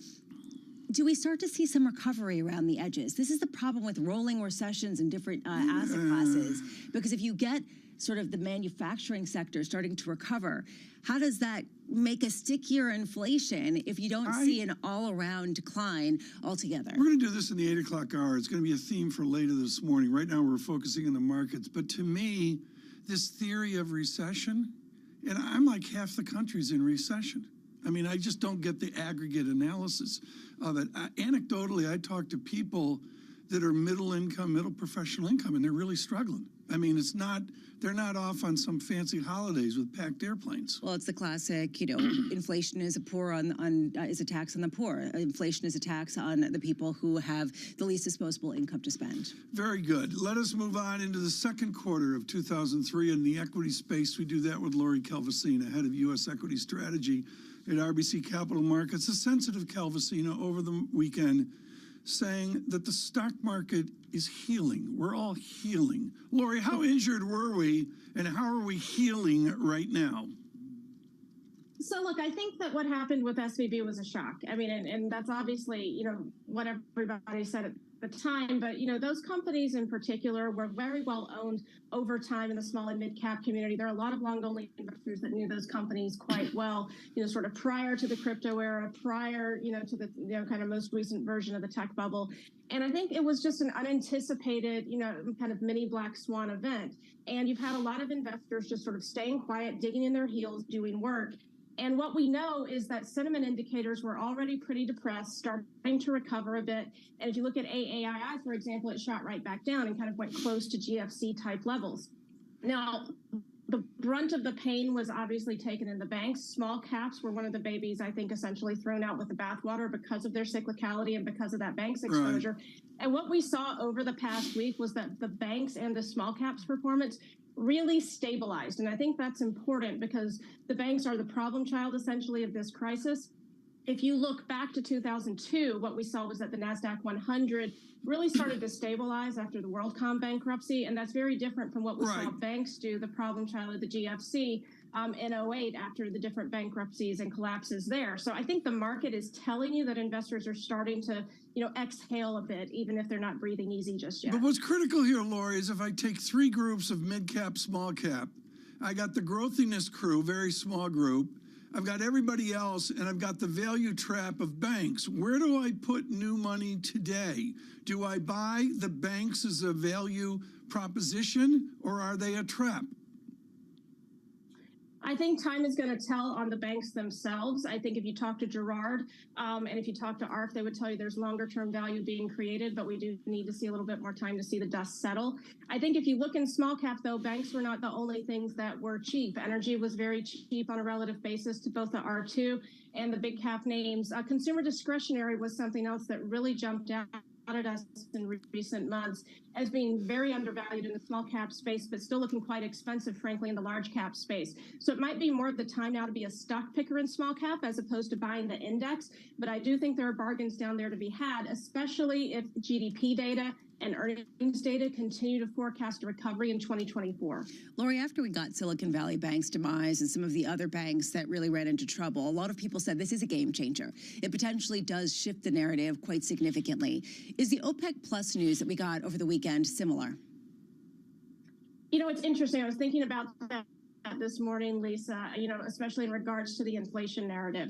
I think that they are sort of offsetting forces with one another in terms of the inflation debate right now. Whereas SVB may have, you know, sort of put cuts back on the table in a bigger way. We obviously saw interest rate expectations ratchet down. Now you may see those, you know, kind of come back up a little bit, probably not to the same degree. But if you sort of put those aside, I'm not sure that there's been a lot of change in terms of other issues right now on the inflation debate. We know the services sector is weakening. We know that layoffs are probably going to keep wage growth in check. We know that CFOs from the Duke survey last week are talking about how prices and wage growth are both going to come down this year and next year. Their optimism is really waning for both this and next year. So I feel like the sources of inflation are generally on the mend. And now we've kind of got these two other big issues that are offsetting each other. I'm not sure I would call each of them game changers, but maybe major detours. So what is your, here at the beginning of the second quarter, what is your 12-month lift in equities? So we don't do a 12-month forecast, but we've still got our year-end target for December 31st, and that we've still got 4,100. And we feel like that's a nice base case in here. We have done some valuation work, which suggests there could be some upside from that. I think to really get downside from that, you've got to assume that there's a recession that bleeds into 2024, and I don't think the case has been made for that yet. Lori Calvasina, thank you so much. Greatly appreciate it with RBC Capital Markets this morning. Lisa, we got to do the levels on equity here. I was remiss not to start the week with that. 4,100, as Lori talks about, is her benchmark. 4,135.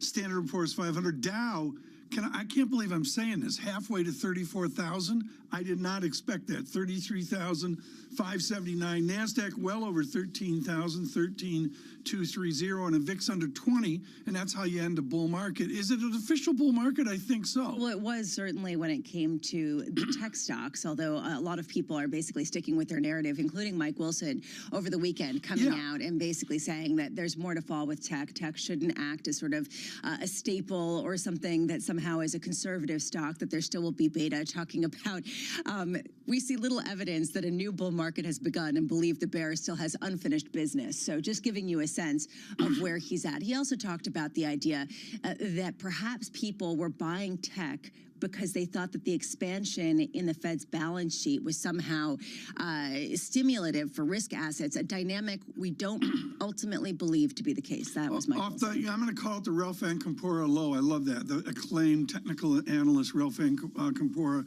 literally wrote the textbook. His October low, he's heated, that's the low.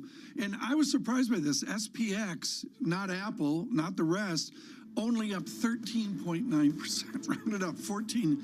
That's not a bull market yet. Yeah, only. Yeah, check out Meta. That's a bull market. That's a bull, and then another bull, and then another bull. And how long can that keep running on the year of efficiency? The rolling plague here at Bloomberg surveillance, I'm getting over it. We're protecting Bramo. She's in a hermetically sealed capsule this morning. Stay with us. Good morning. This is Bloomberg. Keeping you up to date with news from around the world. With the first word, I'm Lisa Mateo. The price of oil jumped today after OPEC Plus announced a surprise production cut of more than 1 million barrels a day. The coalition abandoned previous assurances that it would hold supply steady. Saudi Arabia led the cartel by pledging its own 500,000 barrel a day reduction. The White House calls a cutback ill-advised. UBS reportedly will cut its workforce by up to 30% after completing the takeover of Credit Suisse. That's according to a Swiss newspaper. The paper said that as many as 11,000 employees will be laid off in Switzerland and another 25,000 worldwide. Meanwhile, Swiss prosecutors are gathering evidence as part of a possible criminal investigation into the deal. The U.S., South Korea, and Japan have begun naval exercises off the Korean peninsula. It's a move certain to anger North Korea, which fired its first missile over Japan when similar drills were held last year. The two-day anti-submarine and rescue maneuvers started today. They include vessels from a U.S. aircraft carrier group. Donald Trump's lawyer says he'll plead not guilty when he appears in court in Manhattan on Tuesday. The former president will also look to have the case dismissed. He was indicted on Thursday, but the exact charges remain sealed. A grand jury was investigating his role in hush money payments made to porn star Stormy Daniels. And the entertainment conglomerate Endeavor is near a deal to buy World Wrestling Entertainment. Now, Bloomberg's learned the transaction would have an enterprise value of about $9 billion. Endeavor has been pursuing WWE for the past few months. It wants to combine the wrestling league with its Ultimate Fighting Championship. Global news powered by more than 2,700 journalists and analysts in over 120 countries. I'm Lisa Mateo, and this is Bloomberg.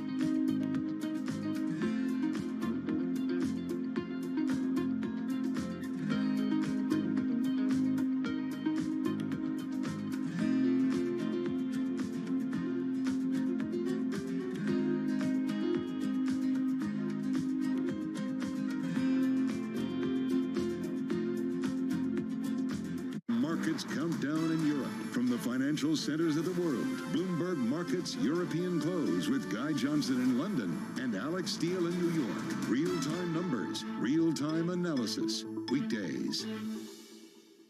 The moment news breaks, no one covers the world like Bloomberg. We've never seen anything like it. This was a decision that maybe was the best out of three very bad decisions, but it could prove to be a mistake. She opposed Powell's renomination. She called him a dangerous man in 2021. And now she is really pointing the blame at the Fed. We're expecting that she'd be here in Brussels today. This is a meeting that happens regularly, but obviously today it will be all about the banks. Bloomberg, your global business authority. The top names in business are on Bloomberg. Do you foresee a future where JP Morgan could potentially re-enter the Russian market? One day, maybe, but it's very possible that won't happen in our lifetime. Nobody covers business like Bloomberg.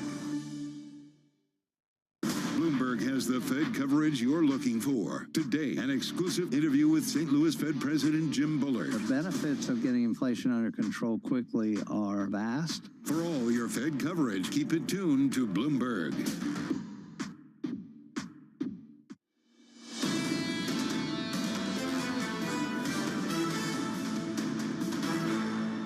He's gearing up for a battle.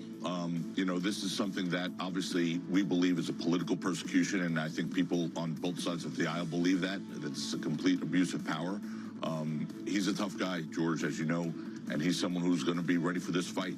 We're ready for this fight. Usually it's just the beginning. Lawyer up, and that is, of course, what Mr. Trump did early in 2023. Joe Tacopina is the lawyer to the former president there with George Stephanopoulos on ABC. Mr. Tacopina, Lisa, is legit Brooklyn prosecutor. He's handled all sorts of celebrities. Maybe one most accessible would be Alex Rodriguez on certain matters. He played for a baseball team, not affiliated with the New York Mets. But this is the hard-nosed prosecutor that the former president's been looking for. The issue here is, what does this do in terms of changing the race for the Republicans? What does this do on a policy front? And then how disruptive is this for New York City. I know that they're gearing up for potential protests and disruptions, but also on a larger scale when it comes to bringing the former president back to the front and center. Right now, and we're going to avoid the frenzy of the next 48 hours, or what we believe is the next 48 hours. The former president's private airplane is in Florida, in the early morning light of Florida, maybe waiting to transport him today up to New York. We'll see how that goes. We're not going to follow the plane all the way and do all the rest that so much of the rest of the media is going to do. But what we are going to do is get perspective. We do that now with Terrence Haynes. Terry Haynes is the founder of Pangea Policy. Terry, I want to get right to this. We'll do the data check at the end, folks. Not that much going on here. Terry, I was thunderstruck over the weekend at what we heard from Greg Villiers early in this soiree, which is the reticence or tentativeness of everyone on all sides of this indictment debate over the future paths for the prosecutors. I've never witnessed such an uncertain legal process. Is that true? Well, what we've got here is a situation where, I think there's a weak case here to be made, and they're going to tart it up as much as they possibly can to try to get something going. There's a lot of analysis here that goes through pearl clutching, and I'd warn everybody away from that. I'd also provide a little perspective, as you suggest. I mean, the idea that a New York City developer might be involved in payments is, shocking, and we should all be amazed at that. But by and large, I mean, what you've got here is you've got people saying that this process is deep, flawed, and then an overreach. That frankly has very little to do with the amount of support that Trump gets within the Republican Party or outside of it. It has everything to do with the ability of folks to attack what the most important thing here was the political motivation, which 60% see as political motivation, according to recent polls, and 67% think Trump's payment was a personal expense. So, they're playing to that. And Terry, help me here, and I want to be as apolitical as we can. I don't want to do a Republican-Democrat thing.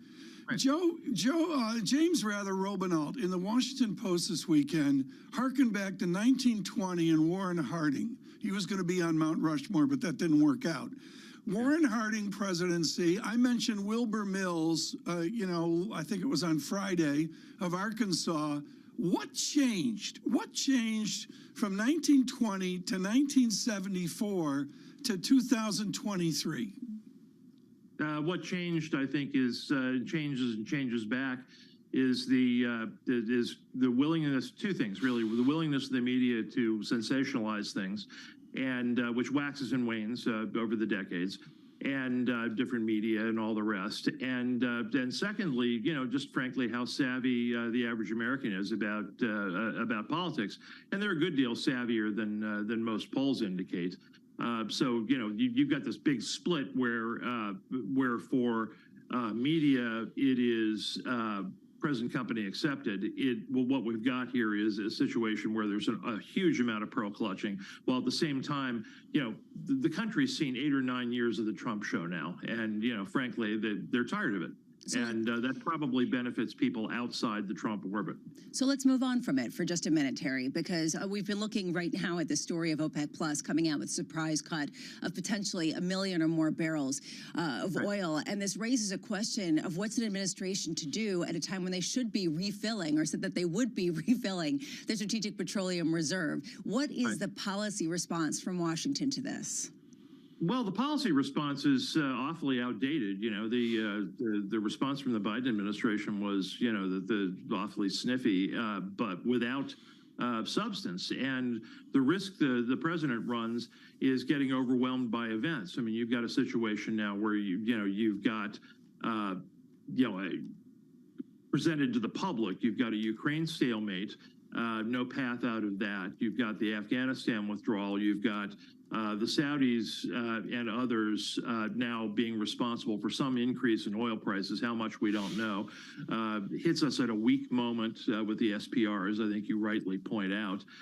You've got the looming Iranian-North Korea difficulties, and you've got China front and center in everybody's minds in that particular competition. On top of that now, you've got a reinvigorated inflation risk, led by gasoline prices. That's a pretty toxic set of chemicals. Terry, do you feel like the sense in Washington is that this cut was politically motivated to sort of hit when they're down or hit at a particularly vulnerable moment with respect to getting oil prices higher? Oh, absolutely. The back and forth on Middle East politics and the focus, frankly, on Saudi to the exclusion of the rest of the Middle East presents two kinds of problems. One of them is United States-Saudi relationships, and how that runs into OPEC Plus and gasoline. The other half of this, I think, is less appreciated, which is that other countries around the Middle East feel like the United States' focus on Saudi actually denigrates them and makes broader good relations in the Middle East more difficult rather than less difficult. If you combine that even with, I'm thinking mostly of the Arab world, but you can combine that with the Biden administration critique of Israel recently too. And what you see is an administration that's kind of dictating terms when they're in no position to dictate. Terry, thank you so much. Terry Haynes with an important Monday prep there for what we will observe Tuesday. Mr. Haynes with Pangea Global today. We got lucky. We booked Ed Morse just to book Ed Morse here a couple days ago. Boom, he brought us an OPEC Plus announcement. So we can blame him? Is that what we're saying? I don't know about that, but it makes for good theater. Well, right now we are seeing certainly the geopolitical theater of the tit for tat with respect to dueling policies. And I really like what Halima Croft over at RBC had to say. She basically said, this shows the Fed is not the only central banker in town, and monetary policy isn't the only central bank policy that's being tweaked here on all sides. There's also oil policy that's being used and wielded as a huge geopolitical tool. What I thought Halima said was great was this is as much about the Saudis and that they have new friends, clearly alluding to the divids with China and, of course, the long-term trend with Russia as well. There's a lot of power, and of course that's Ed Morse's wheelhouse. It'll be great to talk to him about that. And to be coming after the more than 5% decline in crude last quarter, we're starting a new quarter with a new narrative, at least on the margins. I agree. It raises Well said. It really raises a question about how much people have to rip up the script and how much they can stick to what they know and say, you know what, either way, this will just accelerate some sort of disinflationary lack of demand, or else we will see a greater degree But the heart of the matter here, folks, as we begin an eventful week, lots of economic data through to the jobs report on Friday, and we'll go beneath the headline data on Friday, as we always do, with a great lineup. But I love your idea, Lisa, of is this like a continuation of the shock and surprise of the first quarter, or is it a new narrative? I'm clearly in the camp it's a new narrative. And we've seen that with bank deposit flows, which are actually quiescent for 2 days or so. I think it's fair to say it's a new narrative, because if you blink, there'll be another new narrative that comes down the pike. And that's sort of how it's been going for the past couple of months. But there is a feeling that this OPEC Plus decision was actually quite significant in that it indicated a willingness to really take action. Stay with us here on radio and television. Lots going on. A must listen for Global Wall Street. Edward Morris of Citigroup joining us here in 15 minutes. Stay with us. This is Bloomberg Surveillance.